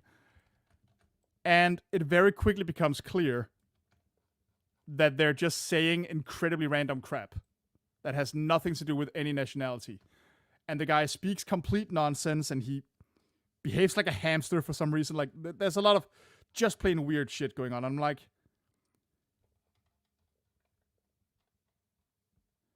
oh, thank you. I actually don't much like my my digital sketching. Look how messy this is. But that's because I like cut and paste a lot of it. So in the Dan versus episode, at first I was like, well, that sucks. They didn't actually look up anything about the country. They're just messing around. And then I realized, oh god, that's the joke. The joke is that, you know,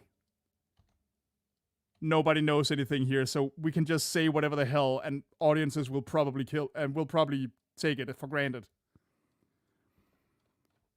And then it became way funnier.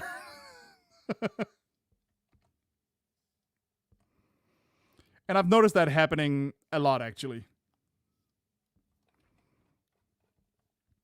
That's also why I like Eurotrip a lot. Because the joke isn't, haha, Europeans are weird in that movie. The joke is, wow, some Americans really believe this shit, huh?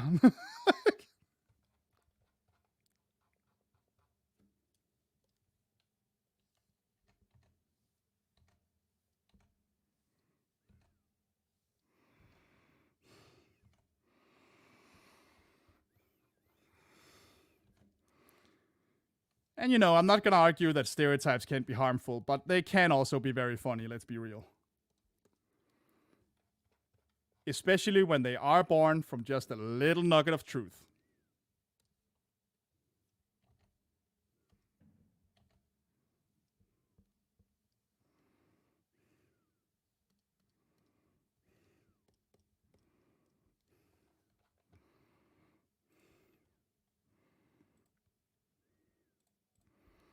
All right. Toadman is starting to look good. Oh, welcome back, Pink. I just saw you now. Sorry.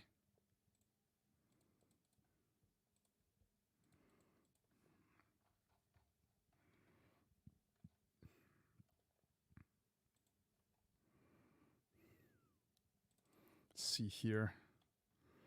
Right. Okay.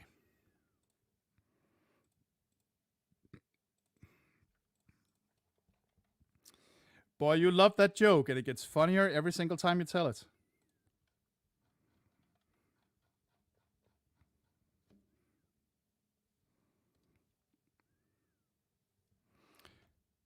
And hey, guess what? Here's a little tip.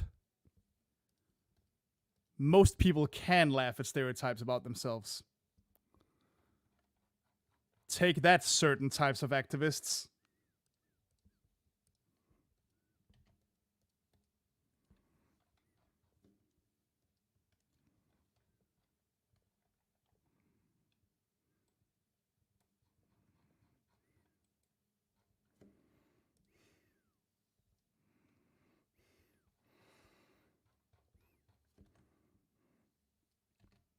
And by certain kinds, I mean armchair activists who think it all begins and ends at whining on the internet.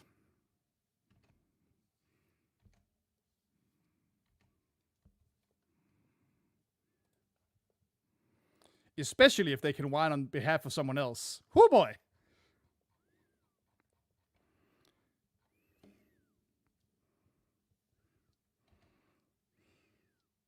Nothing quite like being told by someone else what you can and can't think is okay.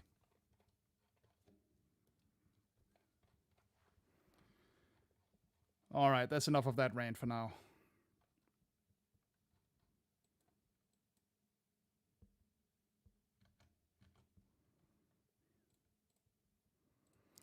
Okay, see, now we have a little problem. I'm gonna have to move the leg a little bit again because I messed up. See here, the lines are touching a little too much. We don't want that. That makes it messy to look at. So we're gonna pull the leg down just a bit.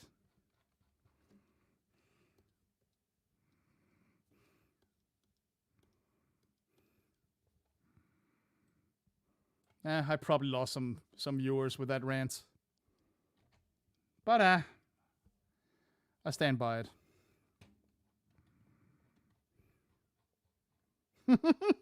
That is pretty good. I like that.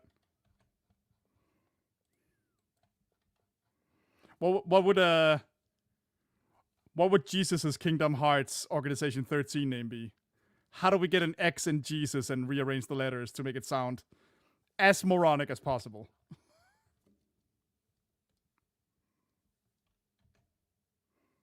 Juxus? Jexus? Jexus! Nah, that's too close to Jesus. Shit, that's actually hard. How do we do that? Oh, hold on. I can... Ha ha ha ha! Okay. I found a solution to my problem here.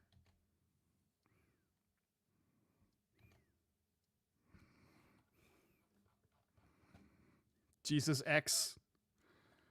That just sounds like if the Catholic Church made an energy drink.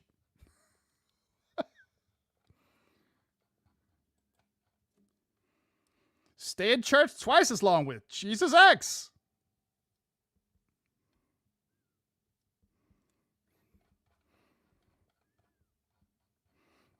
For those long nights of self-flagellation.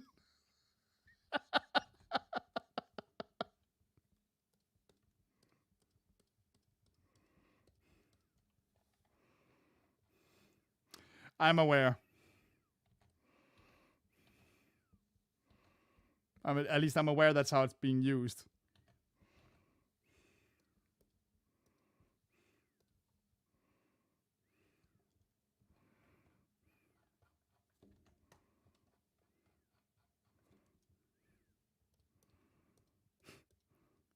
"95% water. Oh, 95% water. Oh."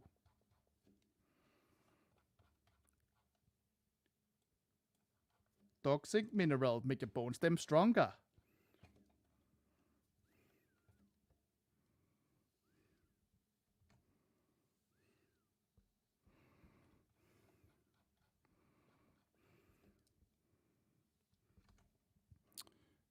Do I feel like a hip old person from a soda commercial? Well, I feel like an old person. Is that enough?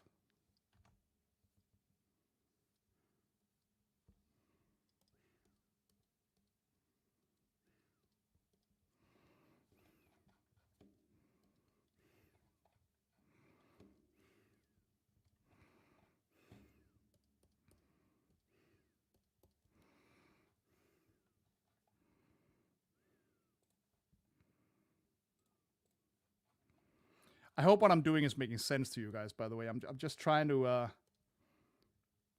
I'm trying to get his body to both make sense and look a little bit more like an actual machine with some depth.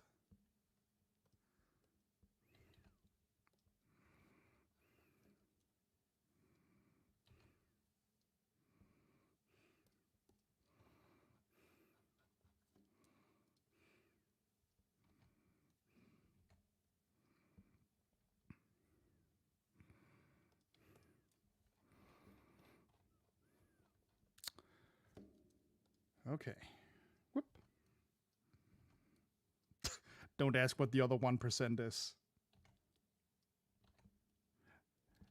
The other 1% is the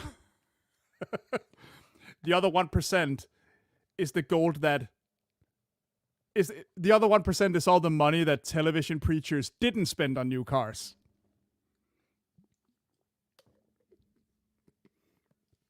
You know the ones I mean.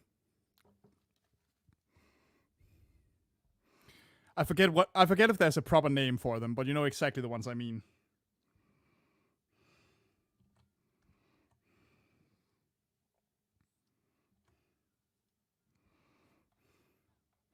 I'm sure there's a proper term. I just can't remember it right now.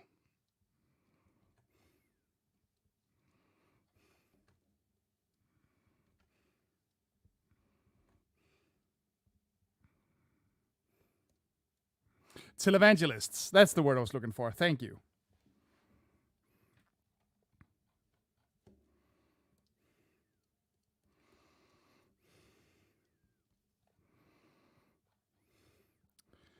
Yeah, let's just say that my patience for someone using people's faith in a god to basically just make money that they spend on summer houses and Ferraris. Yeah. It doesn't last very long.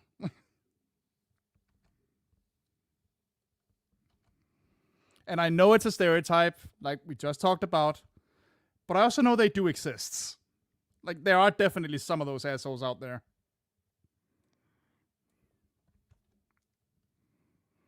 Isn't it just?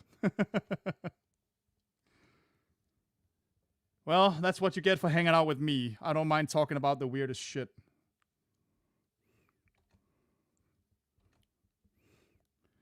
It's a lot more fun than a lot of other small talk I hear people do, so.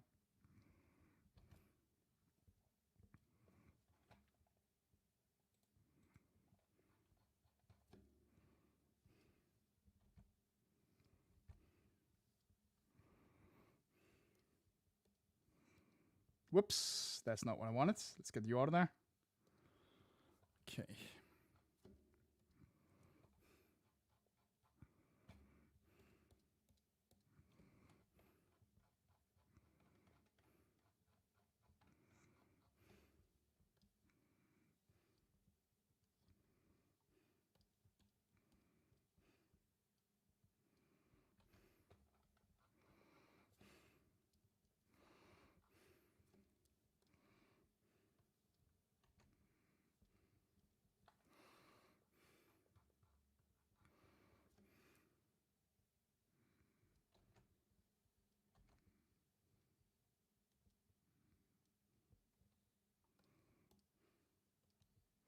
Okay, that might be a little too deep. So, more like that.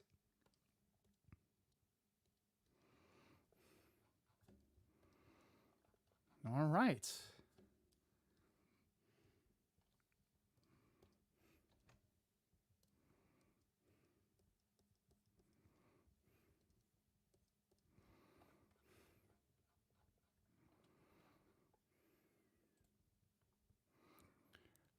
Oof. I mean, removing the eyes almost makes him look kind of scary.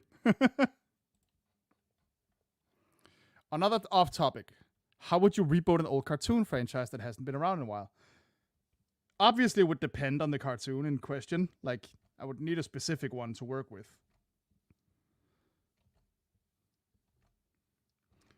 But in general, remembering that many of those old cartoons that people like and would like to see rebooted were basically toy commercials. So whatever personality was there was usually incredibly stuck in one note. I think one of the best approaches is to look at these characters, figure out, all right, even if they're one note, what is the one note they have? And then build from that. Like, oh, he's the smart one. Okay. In what field is he smart? Why has he chosen to focus on this? What does that mean for their self-esteem? Do they get picked on for it? Are they confident about it? All that stuff. And of course, the golden rule that I think more people should think of is make the show you remember watching, not the show you actually watched. Because, as kids, we took a lot of stuff for granted and didn't really question certain things. So there's a lot of stuff that we remember as being a lot cooler than it actually is. How would I bring back biker mice? I would look a little more carefully at actual biker culture. And I don't mean like gang culture, Well, I mean, that would absolutely have to be part of it. But I would look a little closer at actual gang culture. Oh my god, I didn't even notice he had those. Hold on. Does he have those in the other one? Yeah, he does. I forgot he had the little robot ears. All right, we'll have to add those. And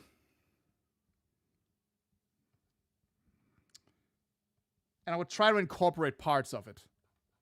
Some of the more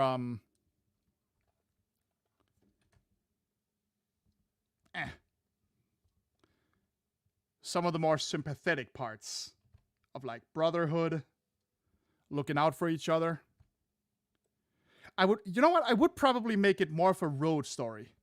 Because the whole thing about them being in Chicago, it kind of works to the show's detriment, Not that there's anything wrong with Chicago specifically. I don't know anything about that city. But they're riders. They have bikes. Why not let them go on the road? Why not make it like a journey through, not America, but Earth in general? Let them experience Earth from a different perspective than most people would see. God damn it, I fucked that up. So I think I would do that. I think I would make it a road story. And that would actually allow for a little more, I guess, Monster of the Week stuff. Like, they can go to different places. They can encounter different versions of what people think being a biker is. They can encounter different types of humans. That's actually another thing that I think Biker Mice forgets. They're aliens. Maybe play that up a little bit. I'm not talking like all the fish out of water tropes we've all seen a million times. But develop the culture of Mars a little more. Figure out what's different. How did Mars become a society that focuses so much on motorcycling? Or at least their equivalent of motorcycling. What are the exact circumstances to the war that gets the planets, strip mined? Because, the base premise of the planet being strip mined for profit, that's still very relevant nowadays, Like, that hasn't changed. So definitely keep that in there. But make it... Of course, you can't go too advanced on it because it is still a kids franchise. We still want the kids watching. But, find some more nuances here and there. Explore stuff like people who genuinely don't know what they're doing wrong when it comes to hurting the environment. Or cases where yeah, we could do this, but that might create another problem for the people living here. You get what I mean? Like, nothing is easier than telling people, oh, you need to do this without knowing their situation. And just ending up looking like a jackass because I can't, man. Like, what do you want me to do? That would actually ruin the way I live. I hope anything I'm saying is making sense. So yeah, put them on the road. Still have Charlie with them. She would definitely need to be like their guide to human society. Also, she's just fun. And find a way for them to explore the world a little more. Have there been other aliens on the Earth before? And don't pull some crap like, oh, all pollution ever was actually done by the Plutarch. No. We don't need that crap.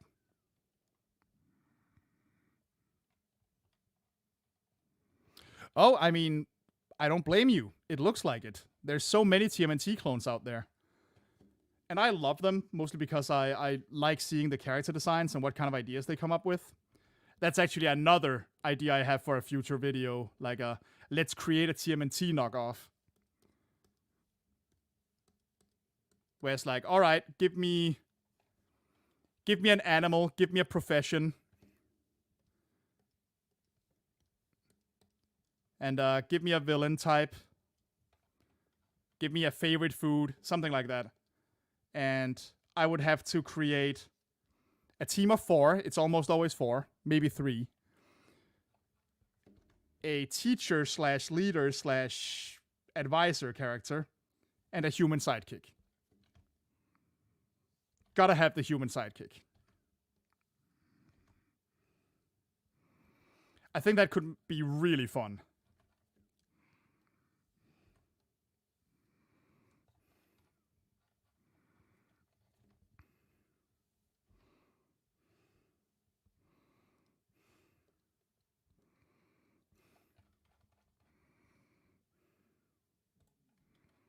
Shit. Come on, rotate right. There we go. That's a little better.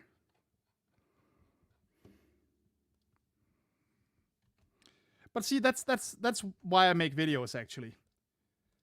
To share cool stuff with people. And be like, hey, have you heard about this? It might be up your alley. Like, maybe because it's stupid. Maybe because it'll just make you laugh at how stupid it is. That's fine too. That's valid entertainment. But I just want to be like, the whole vibe of my channel should be like, hey, have you heard about this thing? Let's watch it together. Let's have some fun. That's why I try to steer away from being overly negative just for the sake of it. Human psychic. I mean, I suppose. Okay. All that is done. Let's get... Whoops.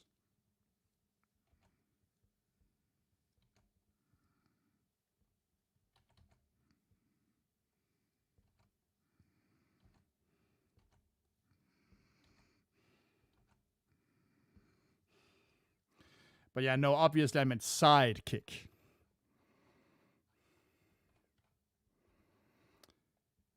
All right, so now we have this. Let's see if we can make...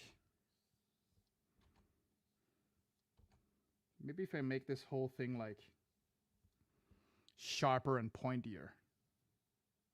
And a little more closed. He can look a little scarier.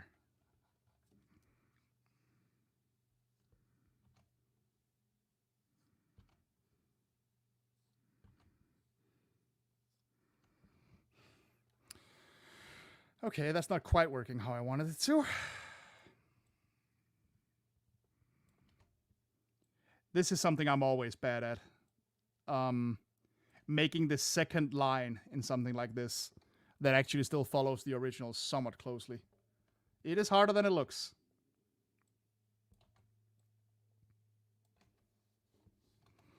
I assure you.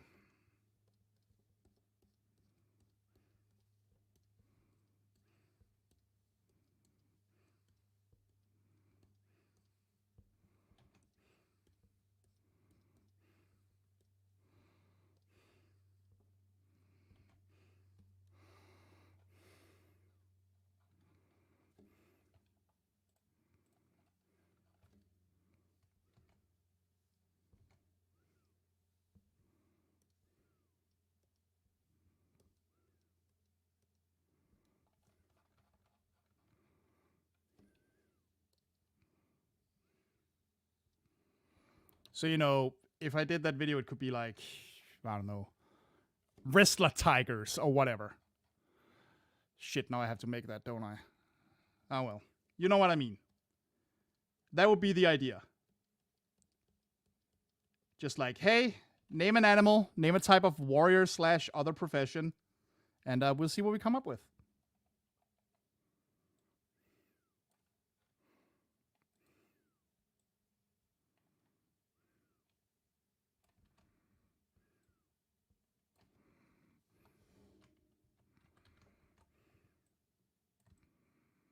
Yeah, let's cheat a little here. It's not a cheat, it's just using the tools I have. But I call it a cheat. Because am I really on the internet if I'm not using self-deprecating humor? Welcome back, Bill.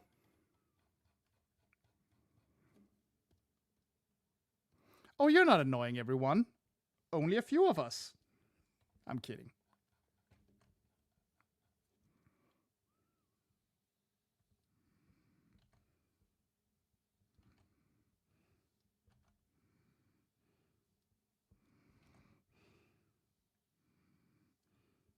God. Okay, this really will not work in my favor. Ah, that's annoying. Okay.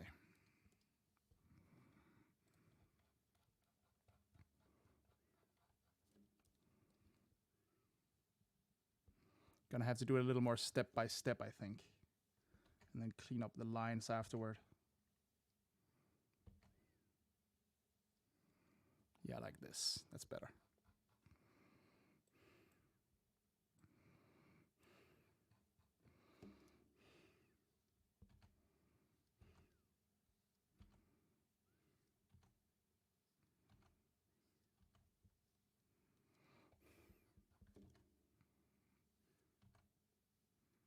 Come on. Meet the line. There we go.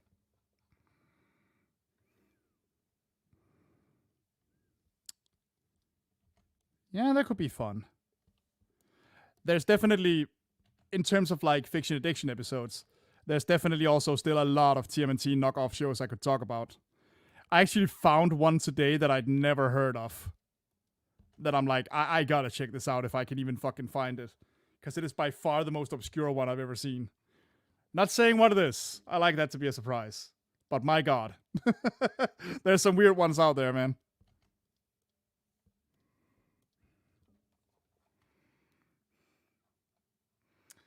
Okay, now we got him. That took a while.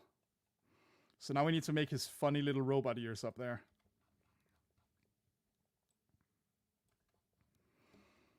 That's a little bit easier.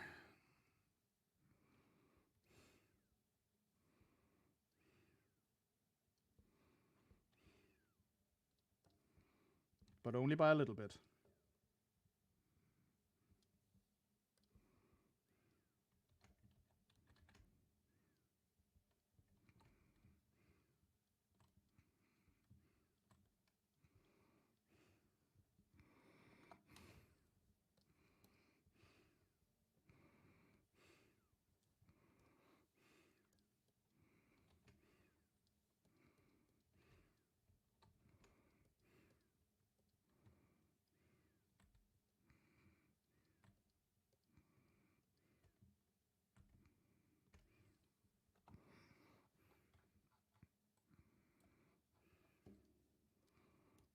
Okay, here we go. Mm-hmm.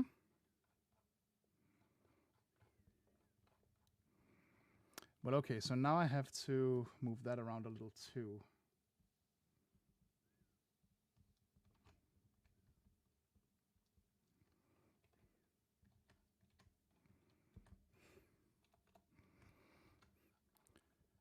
You know? If we leave out the eyes and just make those his eyes and this a sort of mouth, he actually looks kind of freaky. I know I say we weren't going to redesign, but that's just a thought I have.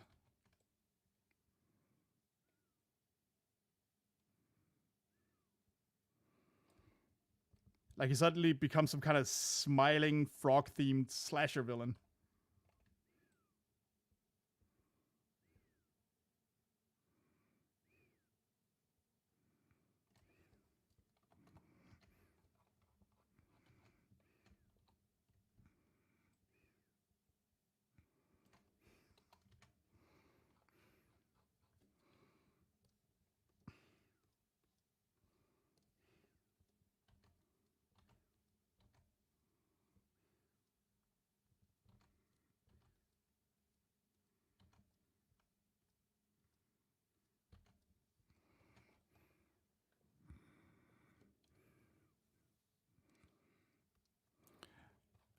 One I do want to do when it comes to TMNT ripoffs eventually, I do want to cover Cowboys of Moo Mesa sometime.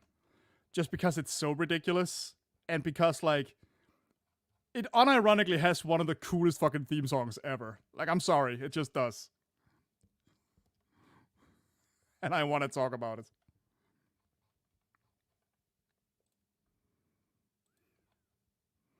Okay, now let's try a little thing. Let's see if we can't do something fun with the eyes here. Let's angle them a little more.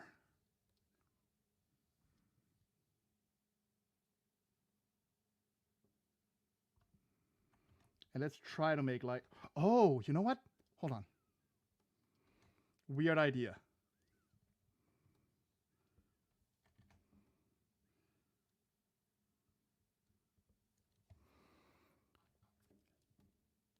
Let's make the eyes look a little more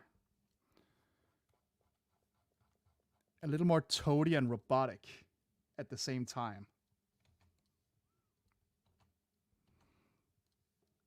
Like there's some kind of circuitry going on here.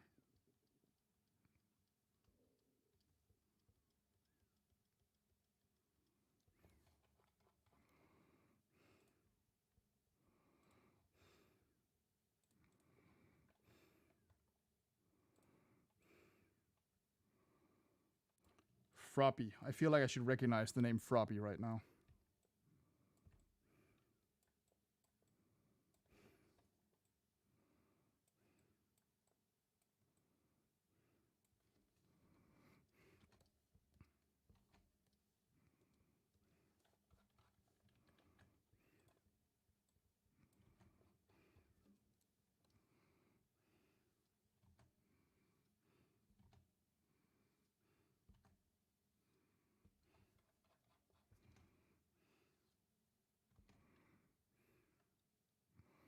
Oh, there are. If it wasn't for the fact that YouTube tends to really come down hard on theme songs and stuff, I would love to do a top 10 of like obscure show theme songs. Like not even necessarily from good shows, just theme songs that I think slap and have no damn right to. Okay, let's see if this idea here works.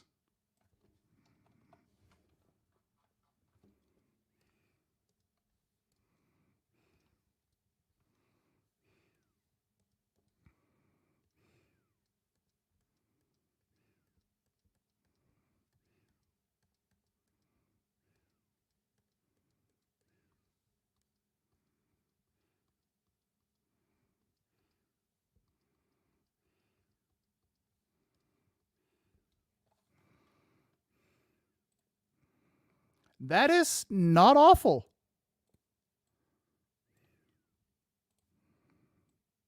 It makes him look a little bit more alien, a little bit more robotic.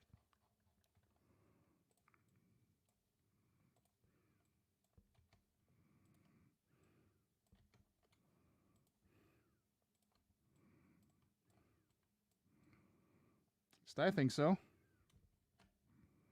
That's the idea. Yeah, I was going to color these red and give them like a glow in the middle.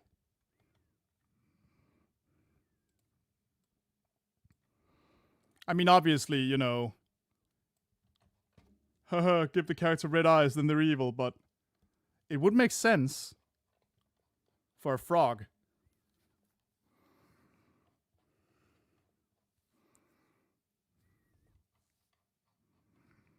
How about we also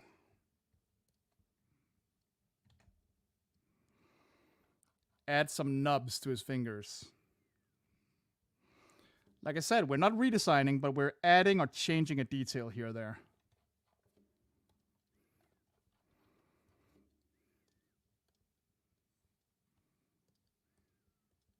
You know those little toad nubs? Or, well, frog nubs, but we are kind of mixing together frog and toad tropes at this point. I don't care.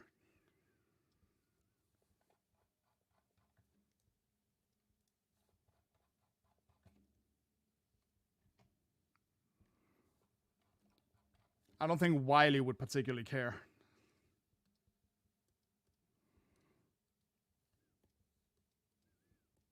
Dude made fucking Tomahawk, man. I don't think he cares about accuracy. Wait, no, wasn't Tomahawk Man like made by a different scientist? Wasn't he from the tournament in 6 or something? Whatever, you get my point.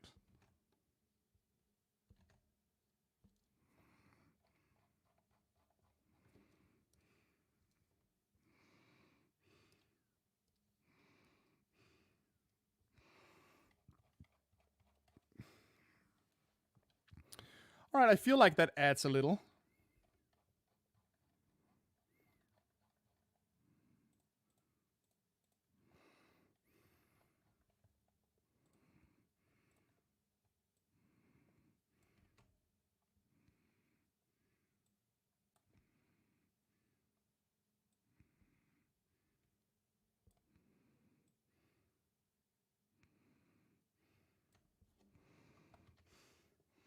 Adds a little something something.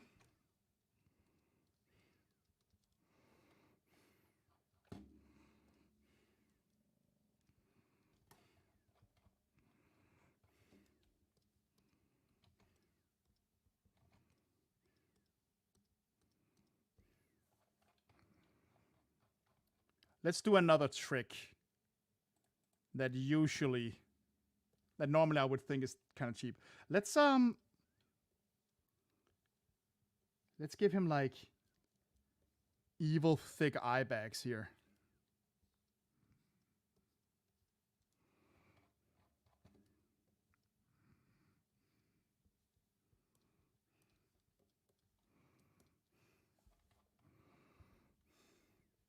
Okay, okay, I don't hate this.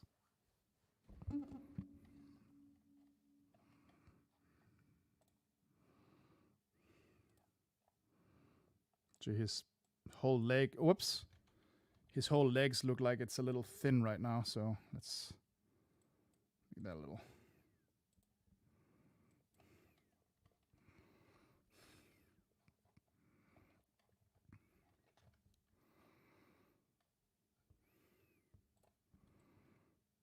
Whoops. Let's get the whole thing down here.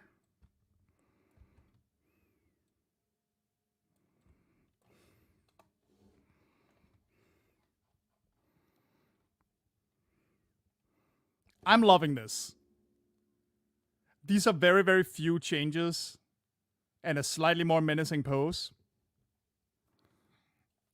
He goes reboop. But I feel like we still added a lot to this. Hold on. Let me actually look up some pictures of toads. Maybe there's like another characteristic we can add. Let's see here.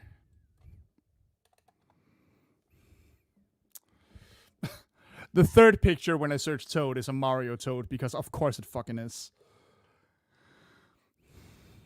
So a lot of toads are like spotted and warty. I don't really want to add that because it'll make him look weird. We could add a...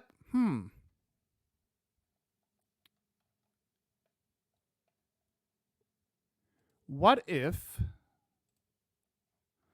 we can't really see it because it's all on his back. I was thinking about what if we added like a bunch of little screws to his back in random places and kind of make them look like warts on a toad, but I don't think that'll work.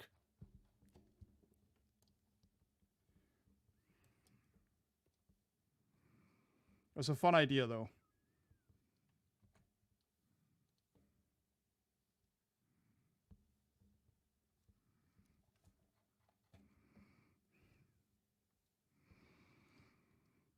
But like I said, we can't really see it from this angle anyway, so it wouldn't work.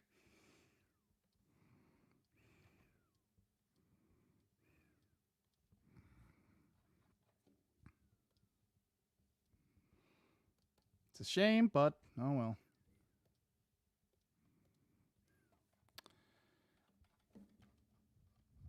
So let me actually real quick see if I can find a video of Toadman's fight. I don't think he has much in the way of moves. What is his weapon? What is Toadman's weapon? I forget. All right, let me see here. He jumps around. He does a weird little shimmy with his body, so that's fun. And this is someone using the weapon he's weak against, so he makes it rain.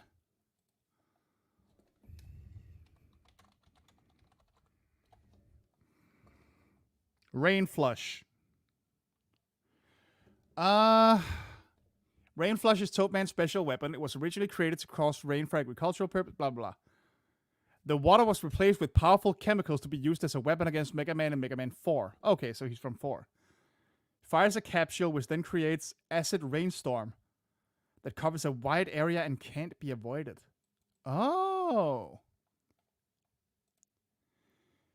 So if we make sure to draw some rain, some really creepy acid rain, then we got something. All right, that's worth remembering.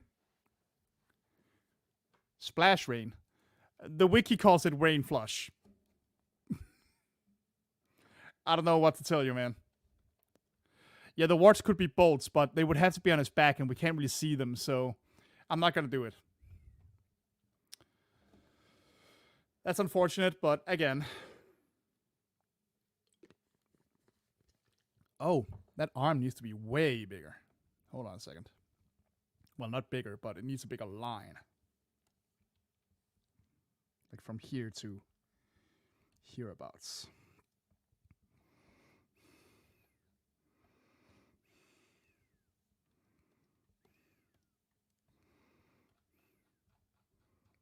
Yeah, that's better. That's another tip that I need to follow more often. Zoom out. Look at the picture from a distance. Because you'll usually notice something that you weren't thinking of when you were all zoomed in.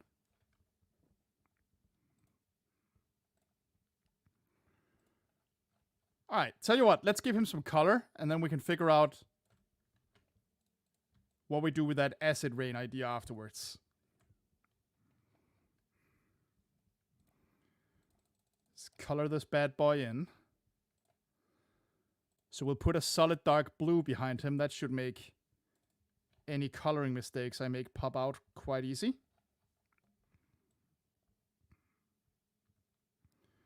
Okay. Eyes. White. Light green. Mid green.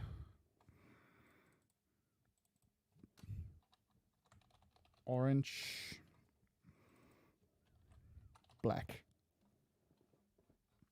Oh,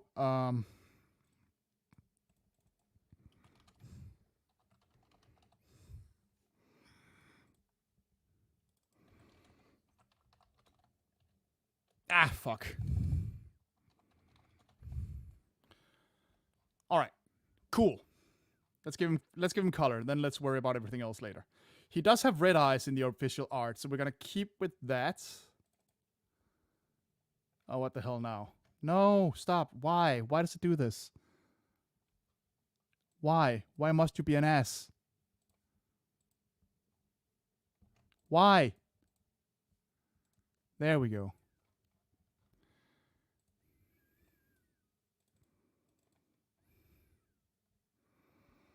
Okay. Oh. That's interesting. His white parts actually are white. Like this here. And this. It's just that the shading makes it look more green than it actually...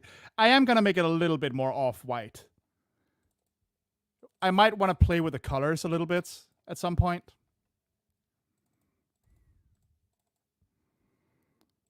See if we can come up with something... Maybe mute his colors a little bit and lower the contrast between them a little bit.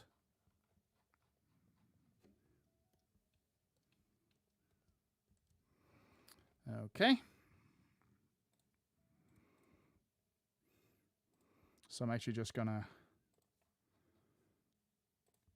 remove this real quickly, make it its own layer.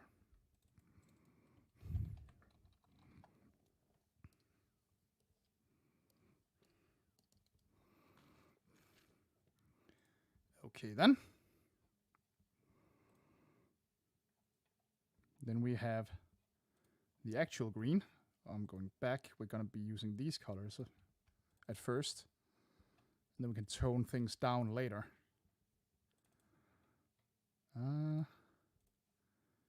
Yep.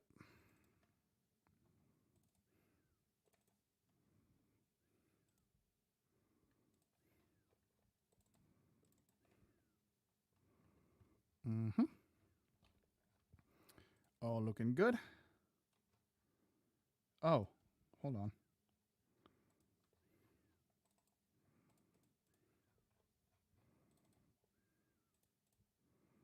Get all these orange rims colored in.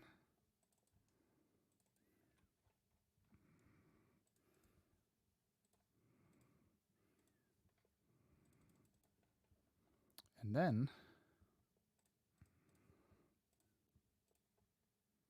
got to do that up here too. There we go.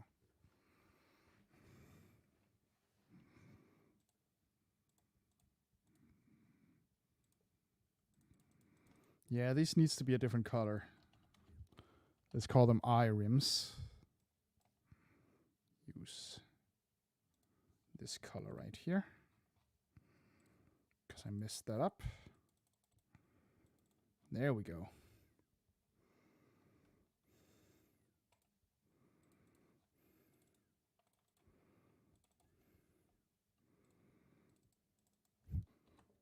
Top eyes.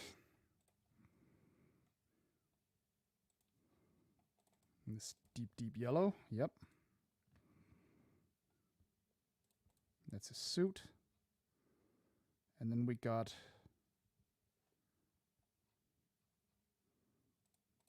let's look here for a bit. Yeah, way grayer. So let's actually just keep using the light green. We can emphasize that later. When we shade, boom, boom. And then we use a sharp red. Actually, we'll just use the same red for his eyes. Boom. And lest we forget,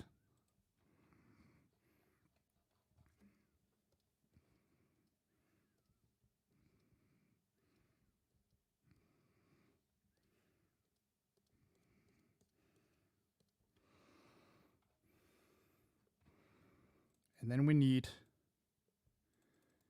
skin. And this is actually one thing I'm thinking will change. Like, instead of just regular, not regular, but instead of like this skin color, we might make it more greenish. And maybe in there we can add not warts, but some kind of pattern. We'll see. He's already looking a little bit, well, I don't know if he's more menacing, but he's definitely menacing looking. Okay then. So, gotta get some shading in here.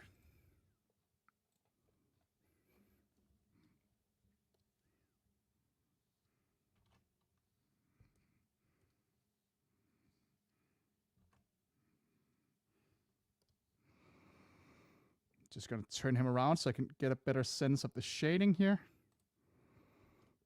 Uh-huh.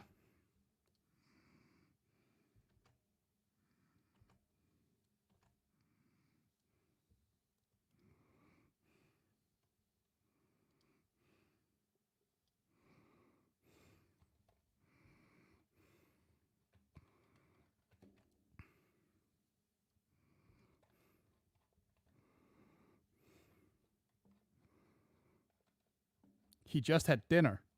Oh, I thought you meant Toadman for a second. I was like, sure.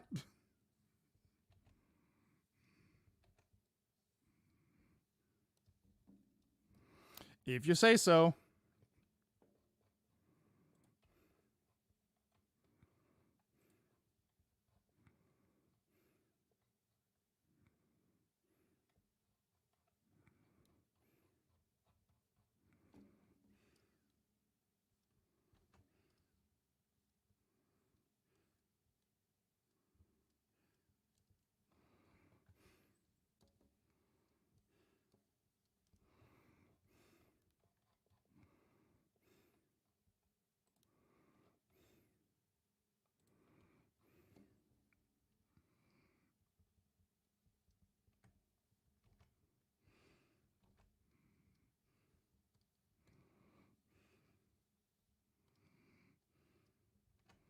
Oh, I forgot a bit of color over there. We gotta fix that up.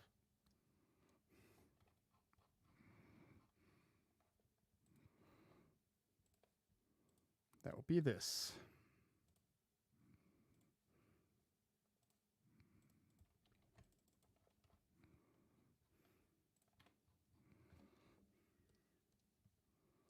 Then we go a little more like that. Whoops.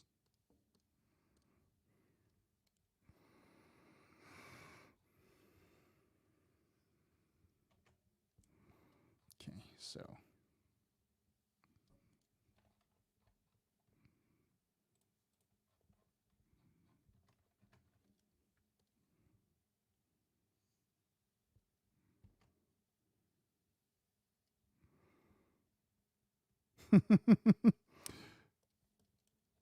I mean, I get it. I totally do. That is a funny observation. I'll give you that. That's better. Okay.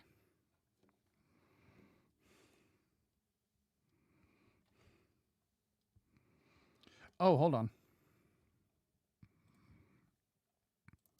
Think just to keep the colors. Yeah, let's have these nubs be the same orange as the other stuff to keep the color palette going. So you can see we're adding some minor stuff to make him just a little different from the usual portrayal. Not much, just a couple details here and there. Well, I already think this is looking badass.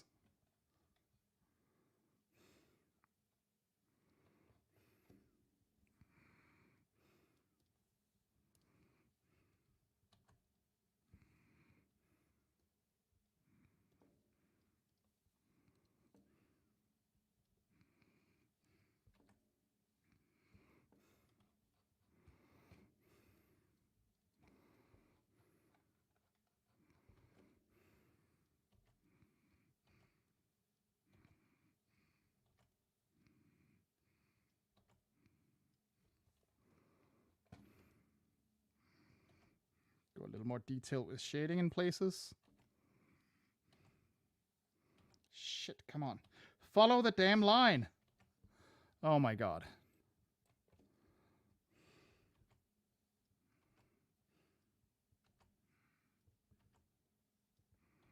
Come on. Come on. There we go.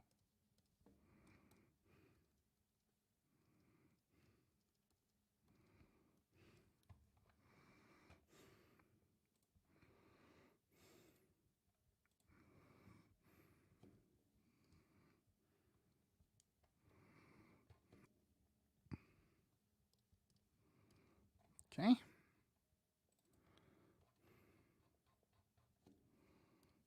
And then like that. And like that.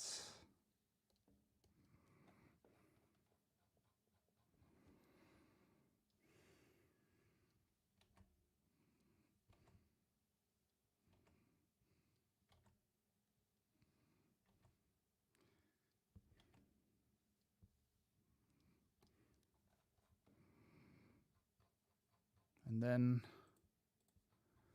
these two while I'm at it.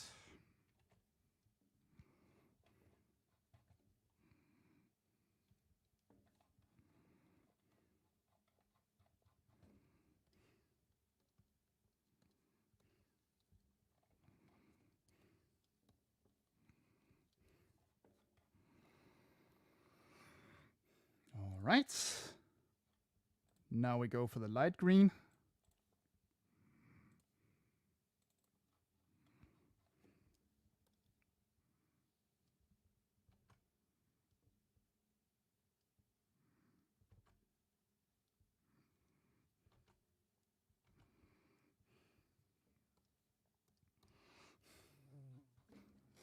Ah, fucking hell. Sorry, there's a fly in here.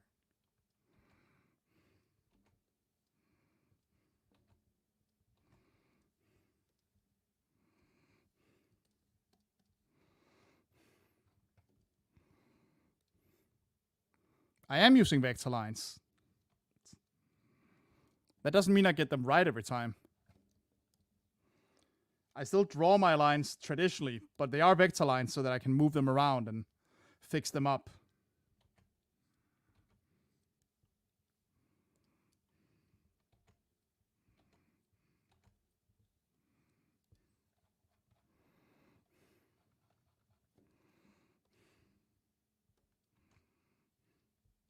Vector lines are a very useful tool, man.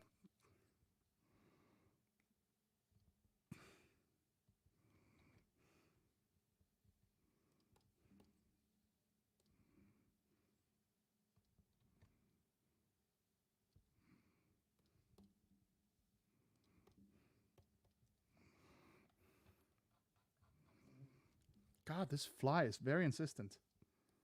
Get out of here, you stupid fucking thing. Also, we have a bit of runaway line art there. I see it. Let me get that in a sec. There we go.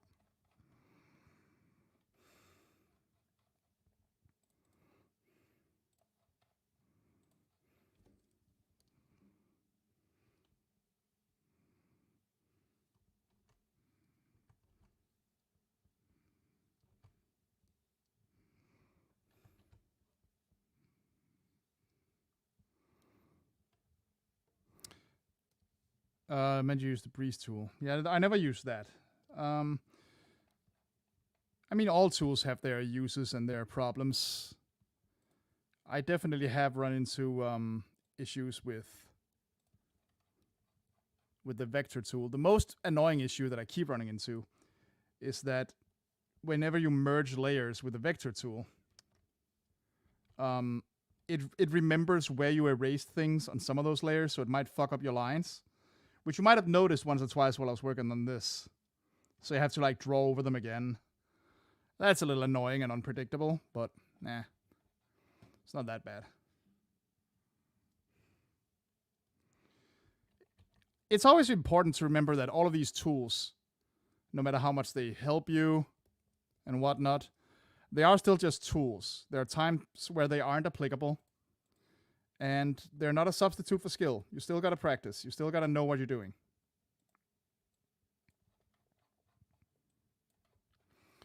They can't draw good for you, you know?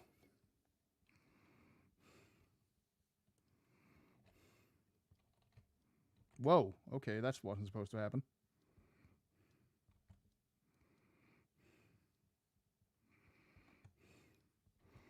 Yet another thing that I have to remind the kids I teach about.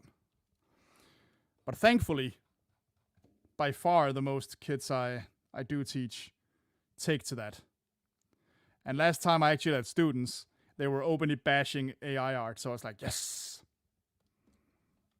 the kids are all right.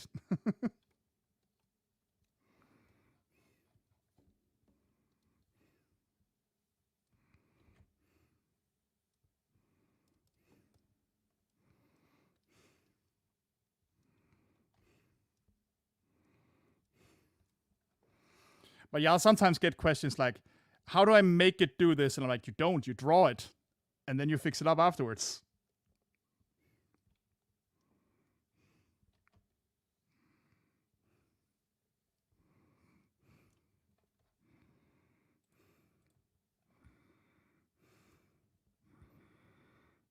Thoughts on the reviews for the Crow remake? I haven't read them. I also haven't seen the original Crow in a long ass time. I have it on Blu-ray, so I really should just get to it, but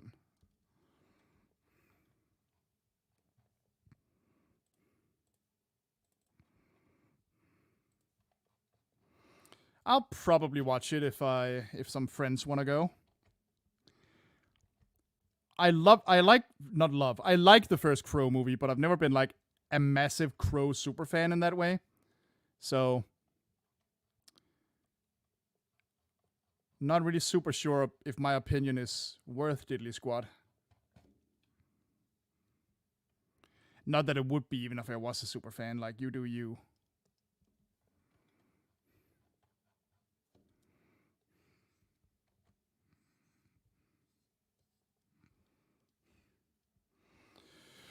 Remember that, guys. Whatever content creator you follow, at the end of the day, their opinions are no different from yours. They're just opinions.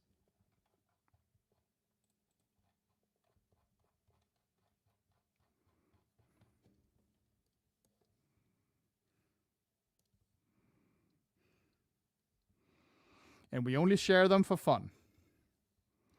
So we can all have a laugh at each other. That line has gotten fucked up. I don't like that. Why is that line screwy? Stop being screwy, line.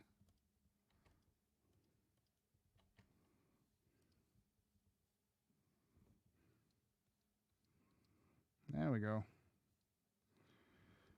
Fixed that right up.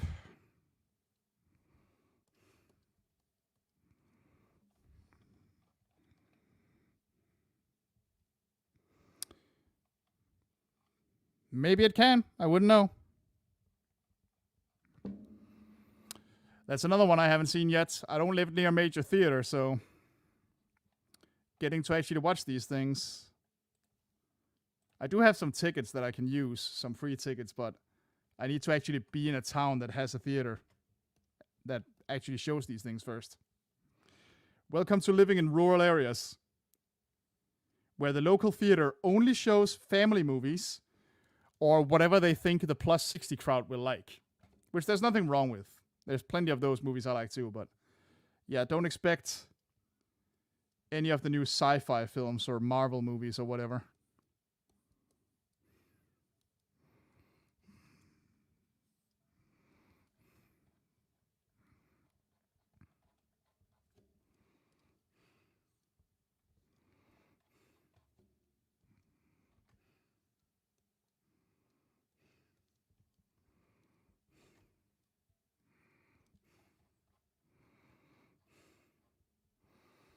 Okay, he's starting to look pretty good. I'm going to tone down the shading a little bit here. I don't know, man. Spawn is... I tend to call Spawn a movie from the time where CGI almost was good. like at the time, it was amazing, and we were like, oh, hell yeah, look at that, that's so cool, you know? But it wasn't, let's be real. Like, even Blade, which is a movie I fucking love, and where I think it has one of the best final fights of any movie ever. Even that one, whenever they go nuts with the CGI, I'm like, oh, fuck me. Like, Deacon Frost putting himself together after Blade cuts him in half, it looks like Jello. It looks like someone threw a pudding cup in the air. It's terrible. But at the time, it was exciting and new and cool. And Spawn, I haven't read a lot of Spawn comics. I want to at some point. So I won't say anything about accuracy or whatever, but Spawn cripples itself by going PG-13. Not everything needs to be R-rated, I agree, but Spawn kinda does. I have seen the first season of the animated series some years ago and loved that. Like, as far as I'm concerned, that's the Spawn movie right there. And I need to see more of it at some point.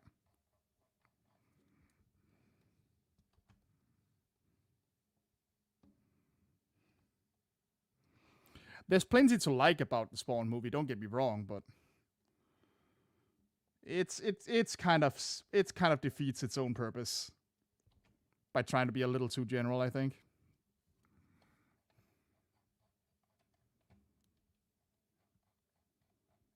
What's this about the bucket?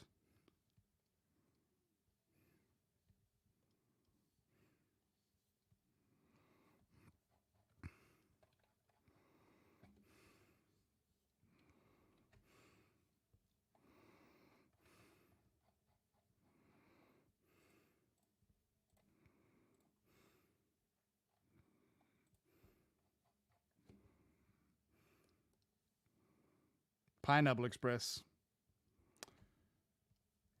I will never understand Zemeckis' fetish for mocap. Again, the guy should absolutely do what he wants when he gets to. I just think that shit looks weird and creepy most of the time. Oh God, Jesus, yeah, wow, that's an old one. Forgot I'd made that.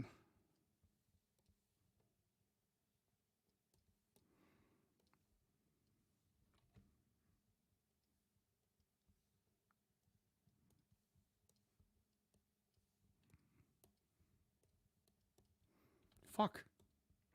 See, this is another thing that happens with the goddamn tool sometimes. Okay.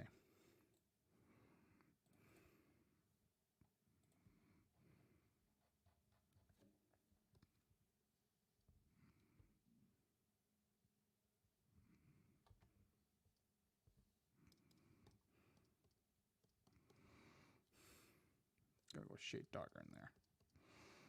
There we go.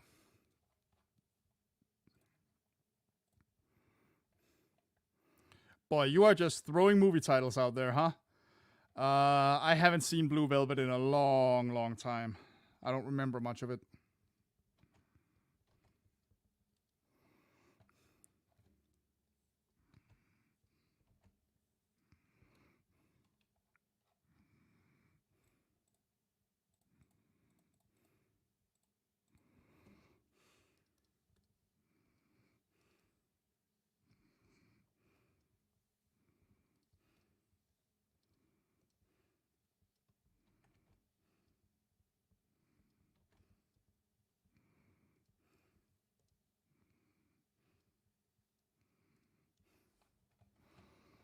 There we go. Okay. I haven't followed anime in a while. Not because I don't like anime or anything like that. It's just I haven't sat down and really watched a new anime in quite a while. So most of my recommendations would just be more old school stuff because I'm a cranky old man like that, I suppose.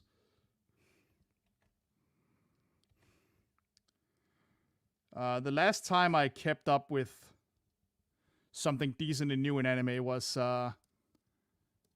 when season 3 of Mob Psycho 100 came out, and one of my friends was super excited about it, and I decided, hey, might be time to actually watch the whole show now that the third and final season is coming. And it fucking ruled.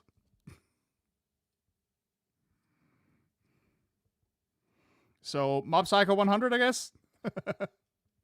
Great stuff right there.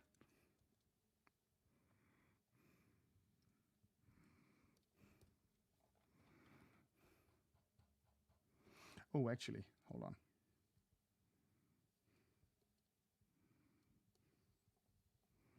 Change that up a little bit.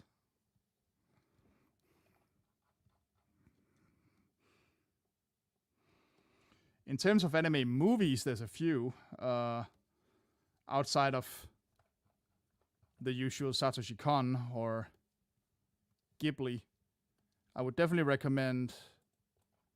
What was it called again? Miss Hokusai. Miss Hokusai is very good.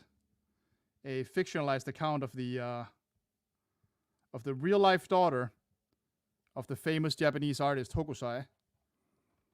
And again, fictionalized account. The story is not real, but the character is. I forget what the hell it's called. Walk on girl, keep drinking or something like that. Basically about just some girl who goes bar hopping. It's super cool. What the hell is it called? I don't remember. Mamoru Hosoda's movies are generally pretty good. Love Wolf Children. Love Mirai. Not quite as big a fan of Boy and the Beast. I don't really remember anything from it.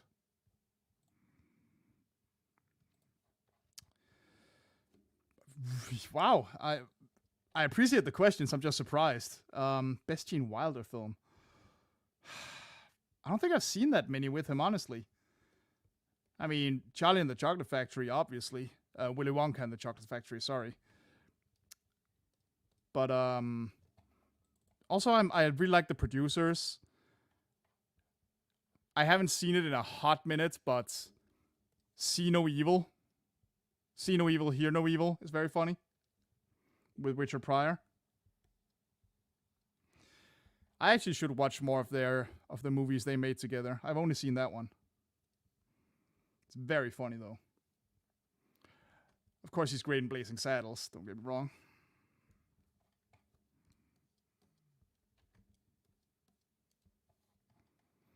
Young Frankenstein. Yes, Young Frankenstein is fantastic. He's wonderful in that.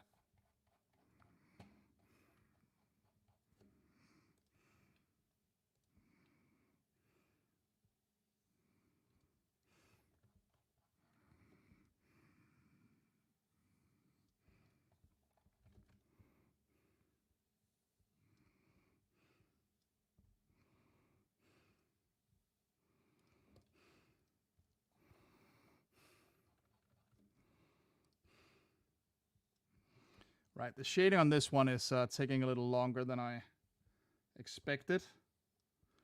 But then shading almost always does.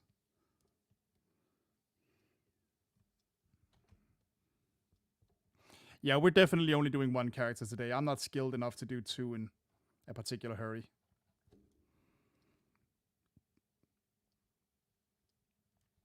What, you come to my streams expecting me to actually be good at things? Well, that's your own fault, not mine.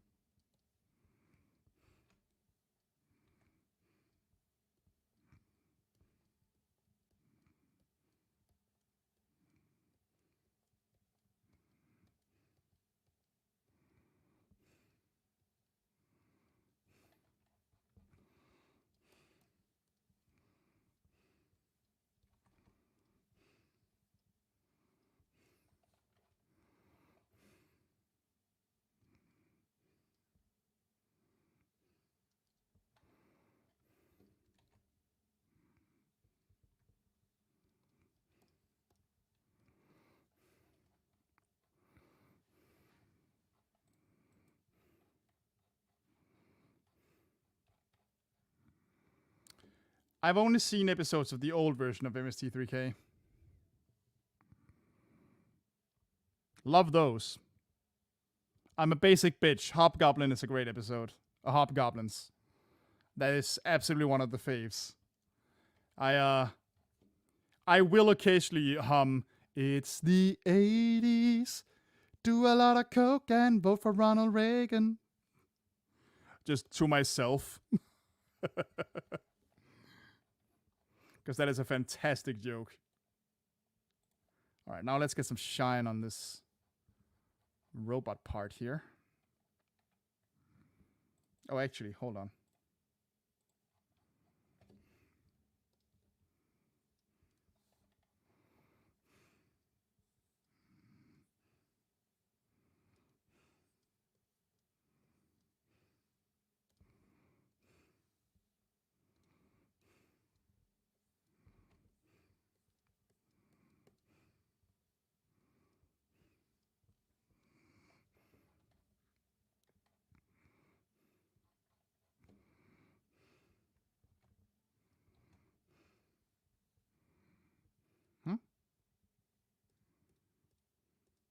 Oh, I see. Wait. Have I been fucking up? Yes, I have. All right. Oh, sweet. I'll have to watch that later. I love Brutal Moose. I don't suppose it happens to be a Brutal Foods. That's like my favorite thing he does.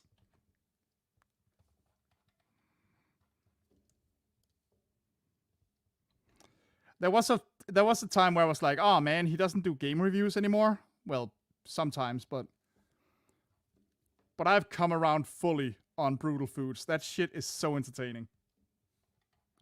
Hell yeah. All right, you better believe I'm watching Brutal Foods later. Love me some Brutal Foods. Shit's brilliant.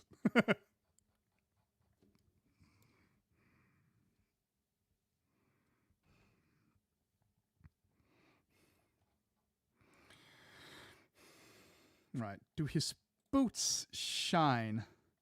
They do a little bit, so let's give them some shine.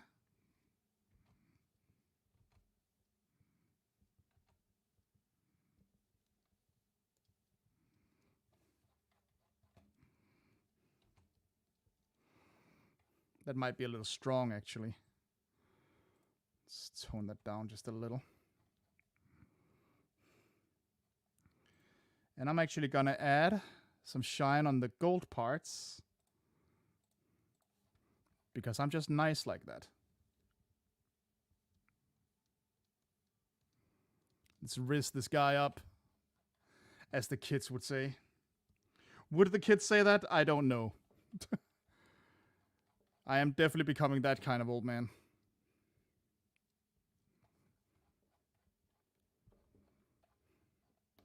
Okay. Now, let's get some color on the skin here.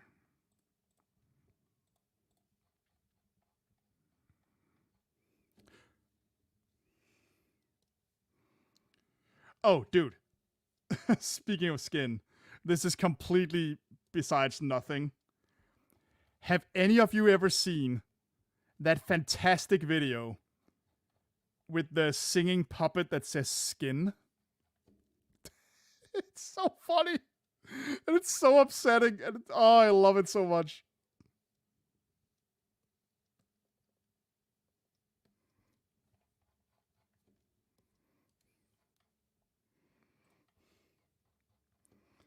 I'm gonna wait for a response before I explain what it is.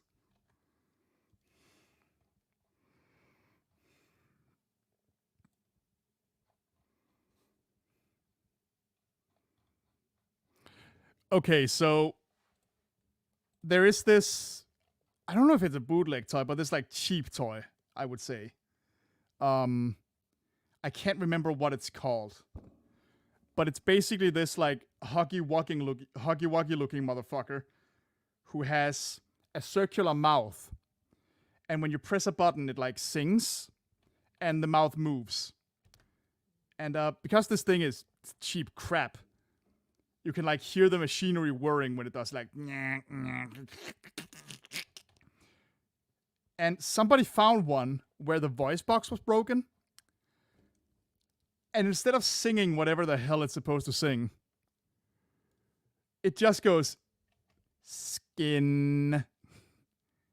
Skin. It's so fucking. And you can just hear that like crunching machinery while it does it. It's so upsetting, but it's so funny. It's the scariest fucking thing. Skin. Can't remember what the hell the toy is called, but it kills me. Maybe literally. It's just so funny to me.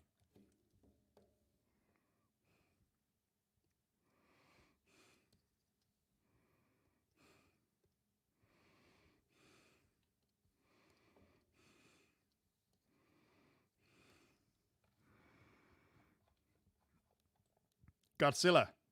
Godzilla always wins. Sing along, my jigs. That's the one. Ah, they're so funny. Or at least that one is. I love showing that to people who have never seen it before. It's they're always like, yeah.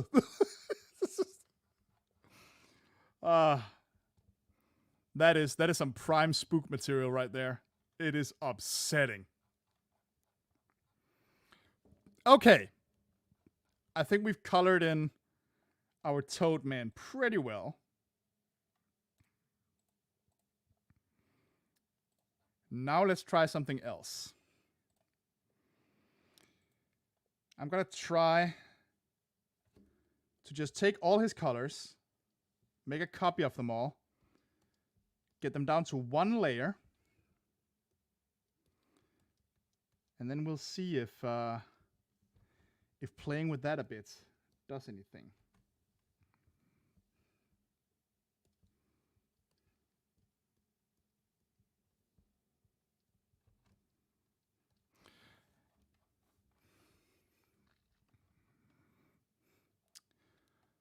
All right, so I'm gonna make a copy of this. I'm gonna call it color for now. Color, copy. That's a lot of layers, but it's fine. Now we'll put it all together as one big drawing. Oh, one big layer, I mean. And then I'm going to play a little bit with the contrast and the and the saturation and such. See if we can get him a slightly grittier color palette. So let's lower his saturation a little bit. Oh, that's cool already. Make him just a little darker. Yes. No, don't change his hue much. We're just going to mute him a little bit.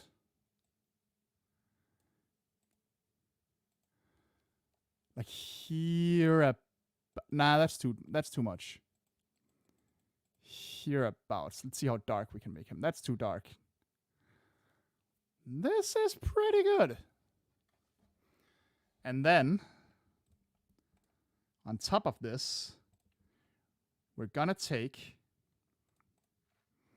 a couple of the colors we already have, like the top eyes here and the red eyes. We're gonna put those back in. We're gonna go add and add glow. We're gonna give them a little bit of blur.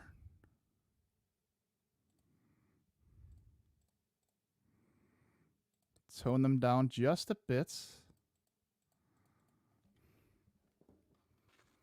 Oh, I'm liking this already. Okay. Then we copy them again. What's that? Skills that pay the bills. Skills that what? Hi, Lost. Thanks for popping in. I didn't know there was a Rosemary's Baby prequel. What, a movie? Actually, that's not true. I did know there was, like, a different one.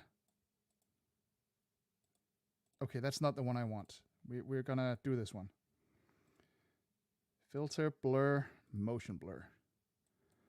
Okay, let's try and see if we can make this real creepy.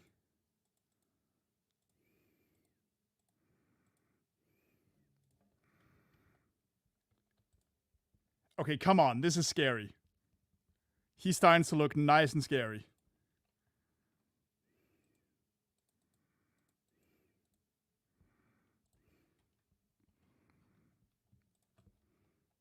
Let's take this and put it on top of the line art, actually.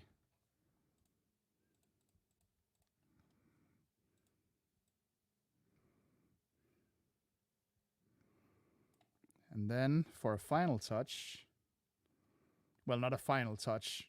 I shouldn't say that. Give him some pupils here.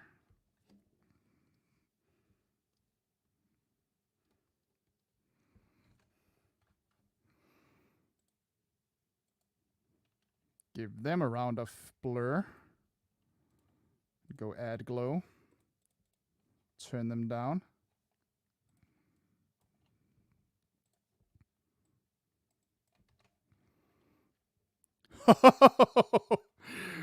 I mean, come on, man. This is working.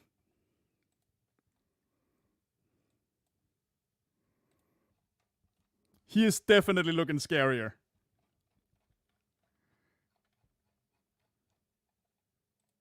Let's try a thing.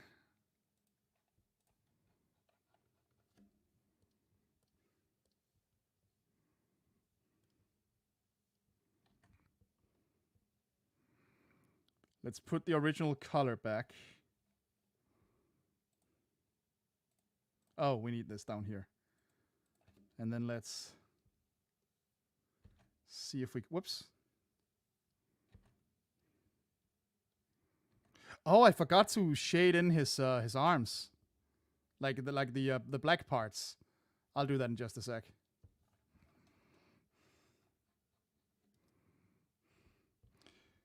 I mean, I really haven't done anything that special. I've just darkened him a little bit and played around with the eyes, but I like to think this got pretty spooky. But yeah, hi, Lost. Thanks for popping in. I don't think I've seen you in one of these in a while. Well, I haven't done these very often, so... There is that.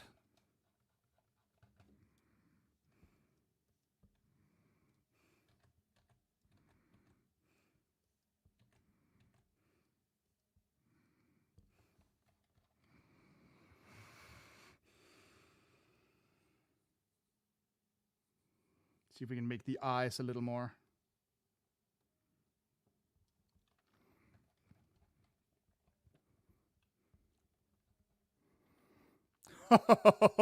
Fucking look at him.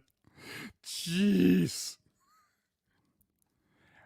I don't know about you, but I don't want to fuck with this guy.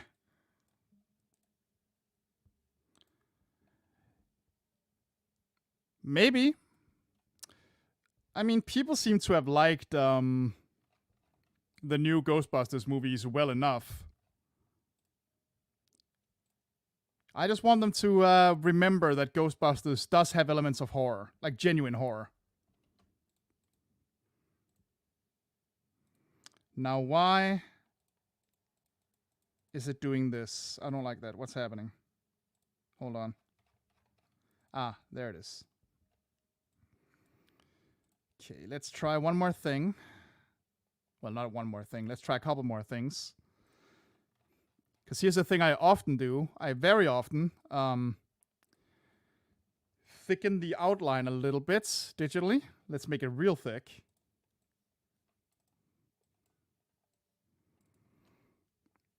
And then let's make it a very, very dark green.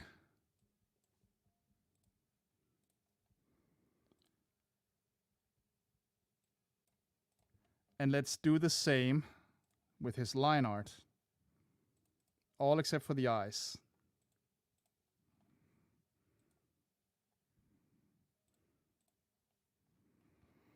Not quite dark enough.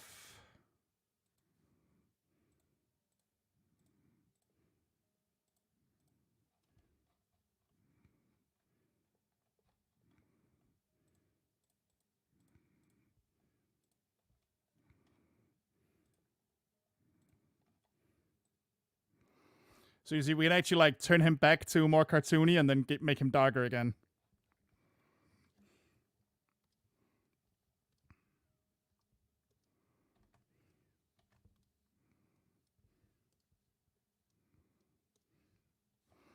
Let's blend some of these places a bit so it's not quite as egregious.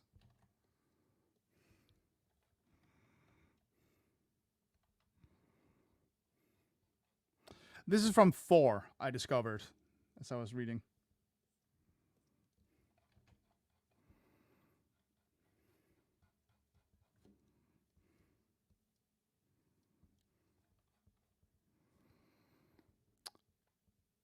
So you know what? Let's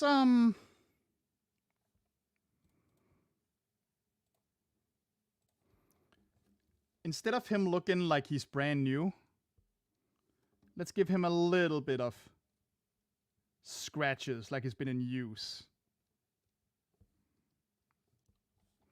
Not much, just a little bit here and there.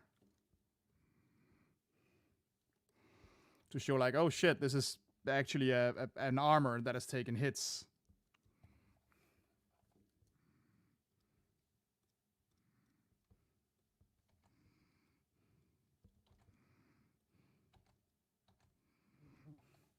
I forgot to play around with his skin color, but I don't think it matters.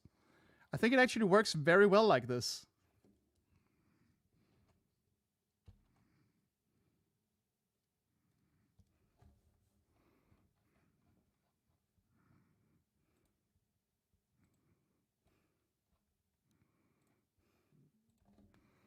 I'm just going to do one thing real quick.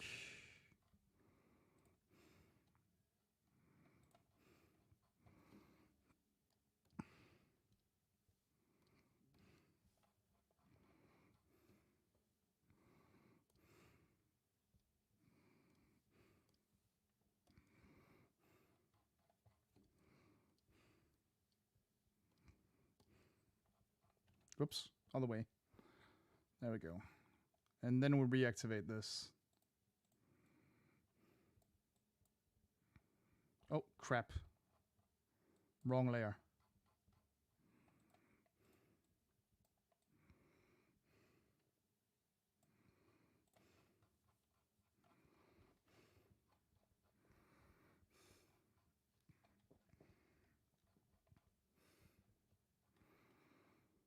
All right. Very cool.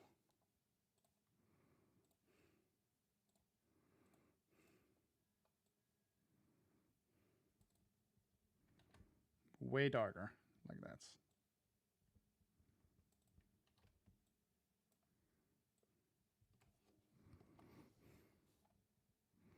So, who wants to go a couple rounds with this guy? Who wants to fight him? You're gonna have to remind me who Eliza Dushku is. I don't think I'm familiar.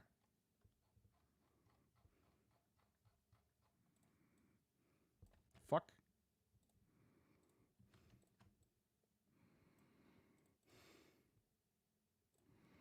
Then let's just see if we can do one more little cool thing here.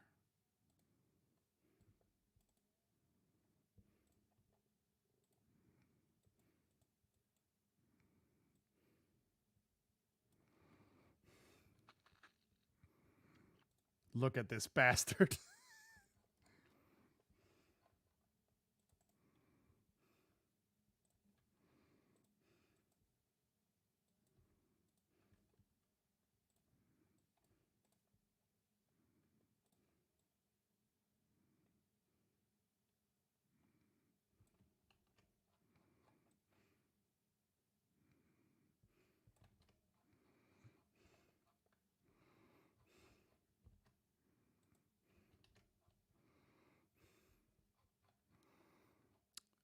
No, I don't think so. Or at least I'm not particularly familiar if I did. I've never seen much of Buffy. I've only seen the pilots basically, which I watched a while ago precisely because I wanted to watch Buffy, and then I fell out again.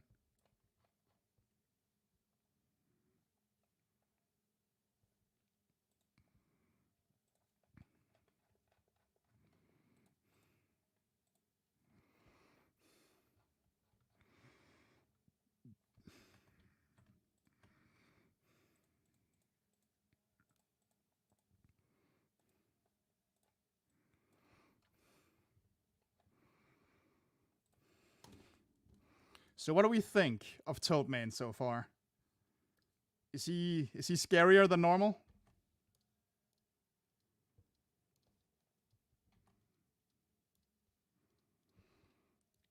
Does he look like Mega Man might get to his stage and be like, "Ah, no, fuck this. I'm not."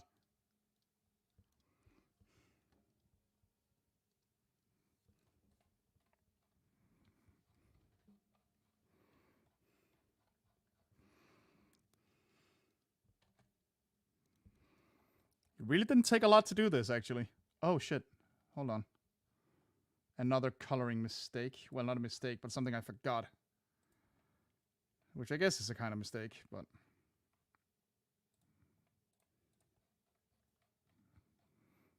Have a good one. Thanks for popping in. I'm almost done, really, so... And again, we're definitely only doing one character for this. Because it ended up taking way longer than I anticipated, as it always does.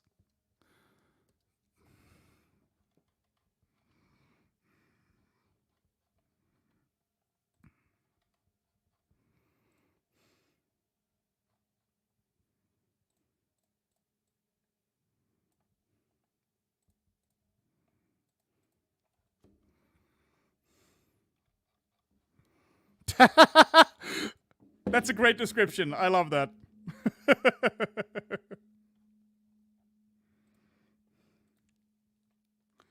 That makes me happy. I'm glad to hear that one. Oh, that's funny. That's really funny.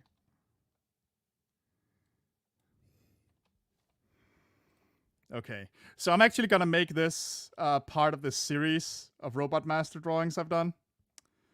If you've followed my stuff at all, you've seen that I've drawn a bunch of Robot Masters. So I'm gonna open a little project. Let's see. Let's just say... Which one would it be? The latest one would be Shadow Man. There you go. So I've made a series of drawings like this, where I have their where I have the Dr. Wily symbol and their production number in the back. So I'm going to do that here too, because why not? I might as well keep it going. Okay.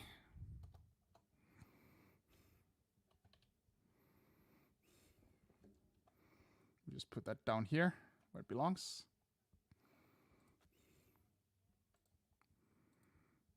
Get to the... that's... needs to be way darker.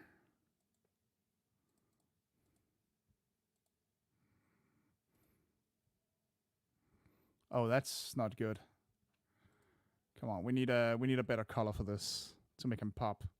Ooh! That's not awful.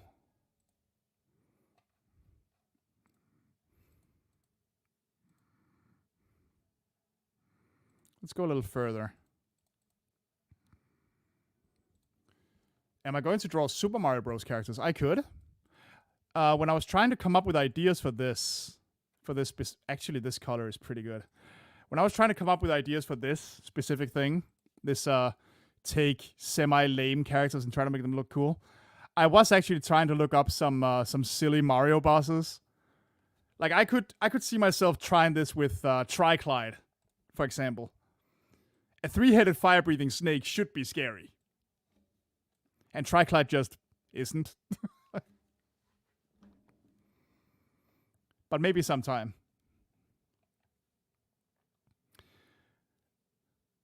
Could definitely do like, you know, trying to draw Mario enemies as like actual monsters. A little more realistically, a little more evilly.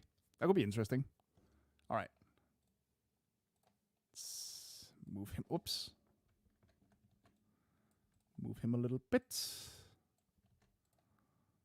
Oh, no.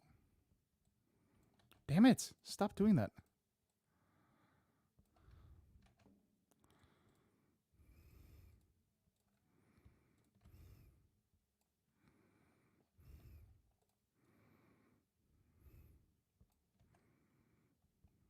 Okay, move him just a little.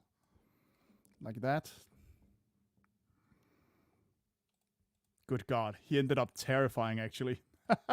I was sitting here thinking, oh man, I haven't done the challenge at all.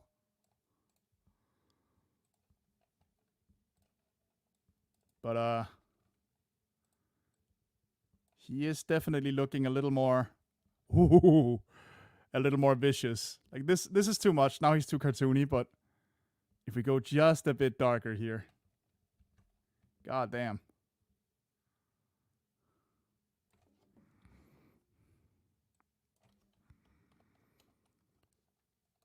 Yes. Let's actually do that. I forgot about that again, but yes, let's get some acid rain in here. Once I have added the Dr. Wily symbol,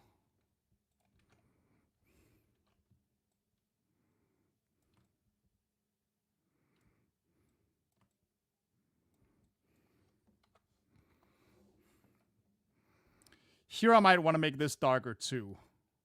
Like this bright white here, that's not really working. Not with the rest of the drawing like this. So let's try making that the same off-white.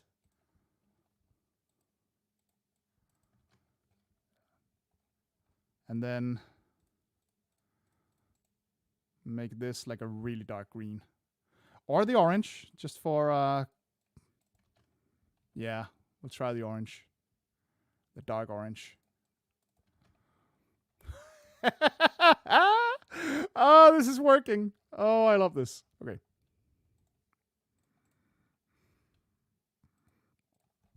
Now, the thing is, I haven't drawn rain a lot, so we're going to have to see what we can do with that.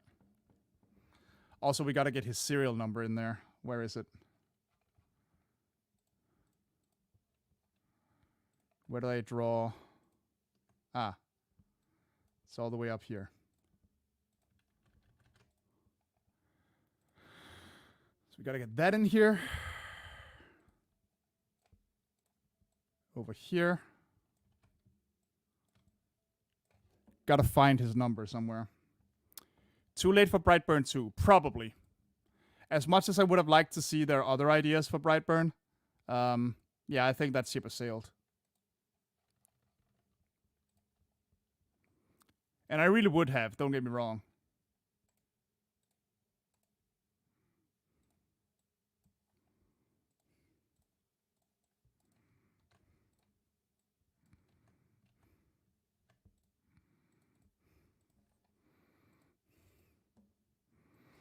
I mean, Brightburn wasn't amazing, but I liked what I saw, and I would have liked to see their horror takes on other DC characters. It looked interesting.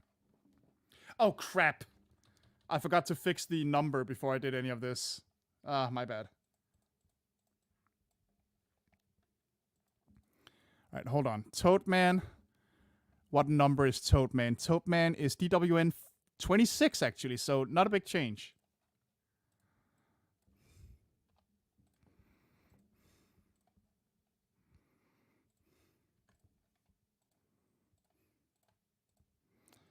So let's see how we can do Acid Rain in a cool way. I'm not entirely sure, actually, how that'll work.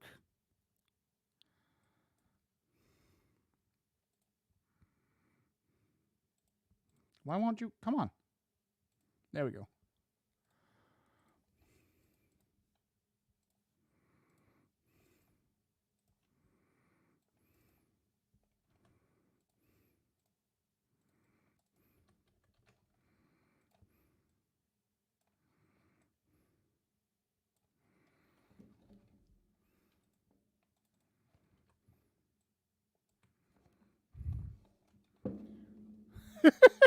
This is so much scarier than he is in the game.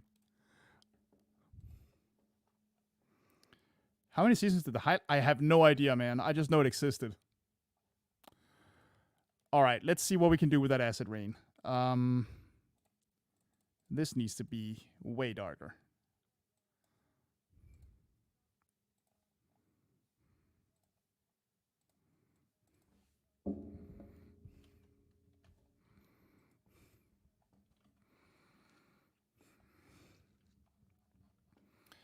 Okay. Now then. How do we do the rain? Do I have some brushes that would help with that? Droplet? Let me see. No. Spray? No. Grass, ground, crack, rubble. I don't think I have a good rain brush. So I'll probably have to... What's this? Oh, no. No.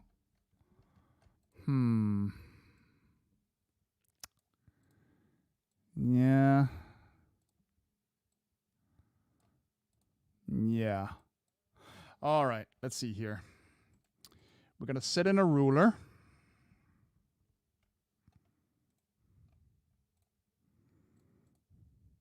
We're going to turn this.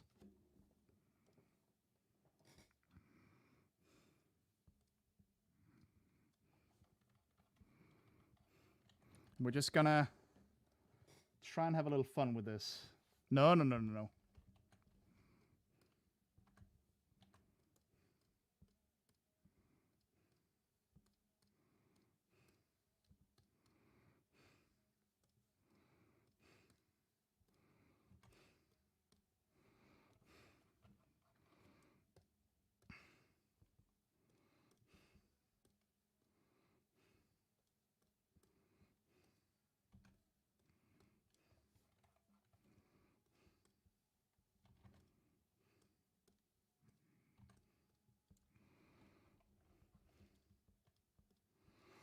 I'm just trying something random to see if what I'm planning here works.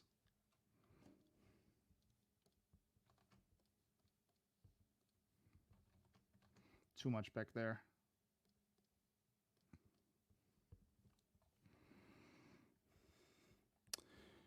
Gray or blue color? I'm thinking green since we're doing acid. Outright acid rain.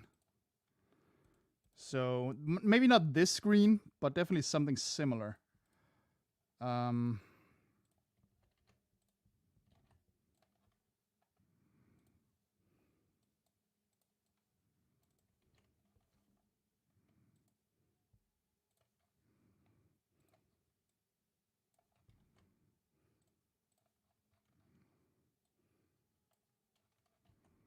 Oh, okay. Sorry, I fucked that up. Boom. And like this. And then...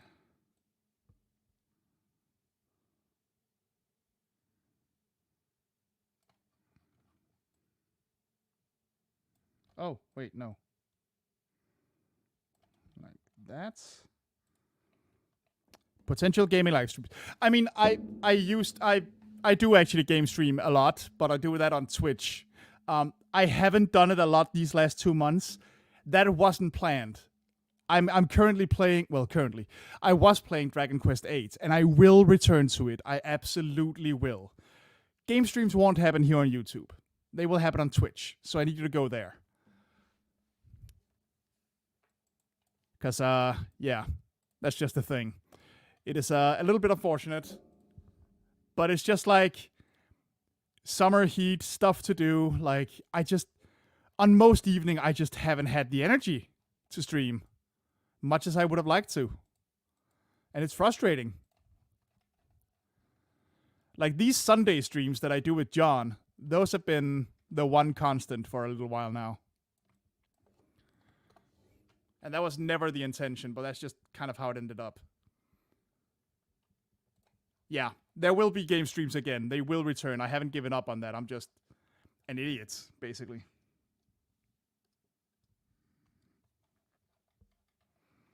All right, now let's get some...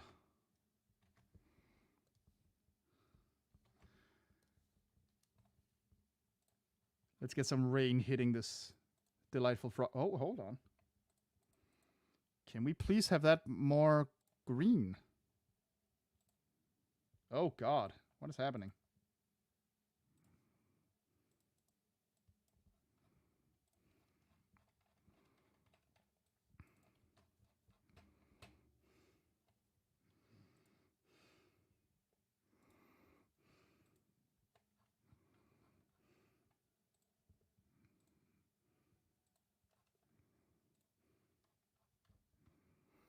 There we go. Okay, that's a little better.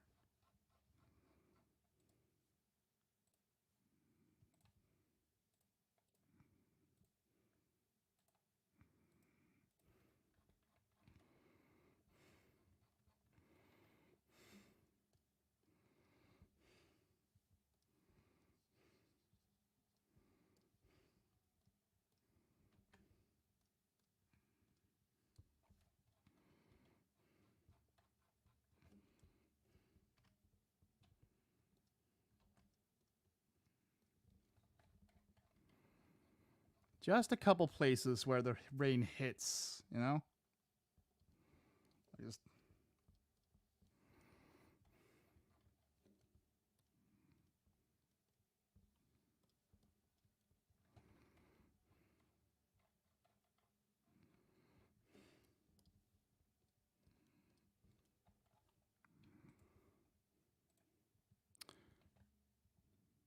I wouldn't know.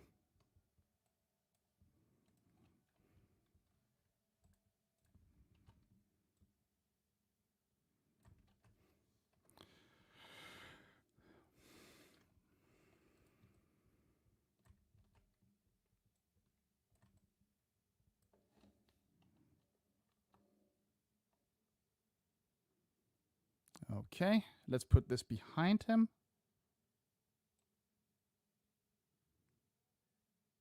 All the way down here. And then we erase everything under him.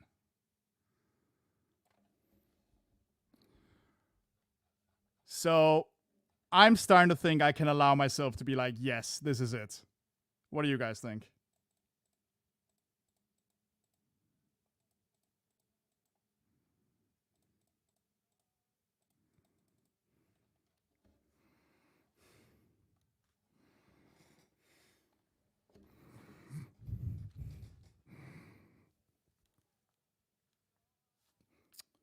What do you think? Can we allow ourselves to say that we've created a badass tote man here?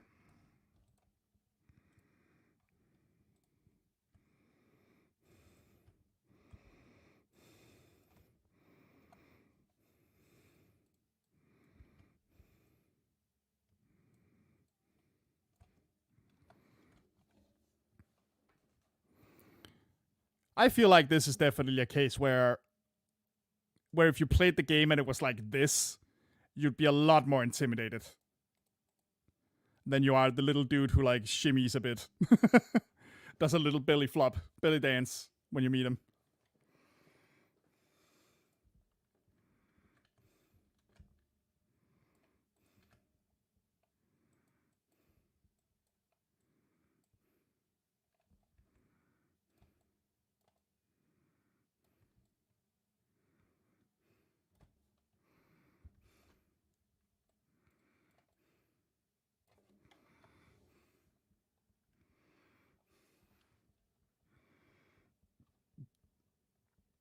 Come on.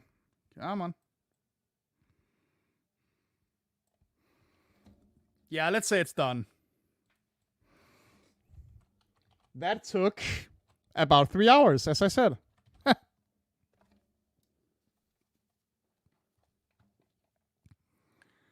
All right. I feel like we accomplished a lot here. From sketch to final products, I have spent approximately 3 hours, because we spent a little time, choosing one, finding references and such. And now we have this. Can we... I haven't done this for the others, but maybe it'll work here.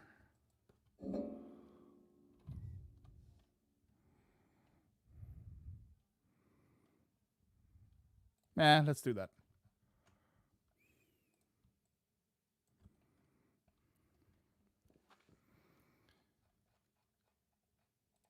See how big we can get away with making him without ruining everything. Oh!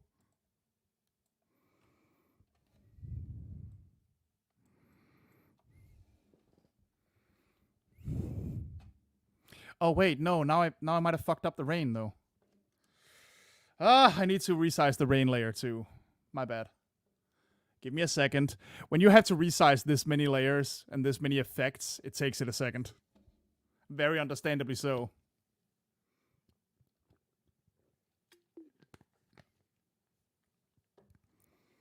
So we gotta go back and then resize the rain along with him. Yeah, there we go.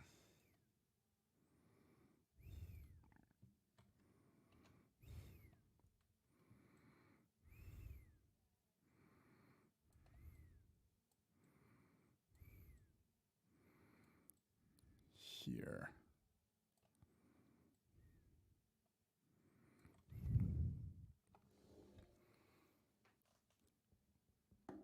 All right. That'll do it. Now I'm done. Now I'm really done. Thank you so much for watching. This was super fun. I'm glad you liked the idea for the challenge. Whoops. Sorry. Did not mean to put this on screen. Like I've said, I won't stream everything I make for each video. So when a video inevitably shows up that is like, let's make lame characters cool, this will only be one drawing out of maybe 2 or 3. Maybe I'll stream another one. I want there to be a surprise even for the people that show up in streams, you know? Does that make sense? Like, even if you were at the stream, when you watch the video later, you could be like, ooh, what's the character I missed?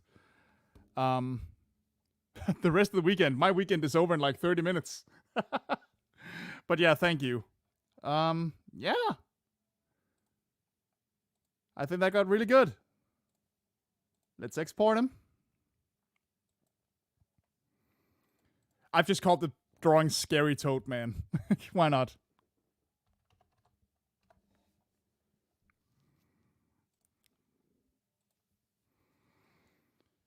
And let's actually give you a good look at him for a second. Hold on.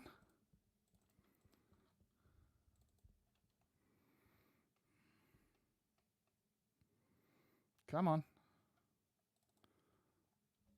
All right, let's see here. Let's give you guys a slightly better look at him. I don't think it'll be that different, but let's try anyway. Stop screen. Share screen. Window. And boom, baby. There he is. That's our boy. Hope you liked this. I had a ton of fun with this. So yeah, let's see what others I end up doing. For now though, thanks so much for watching, and bye bye.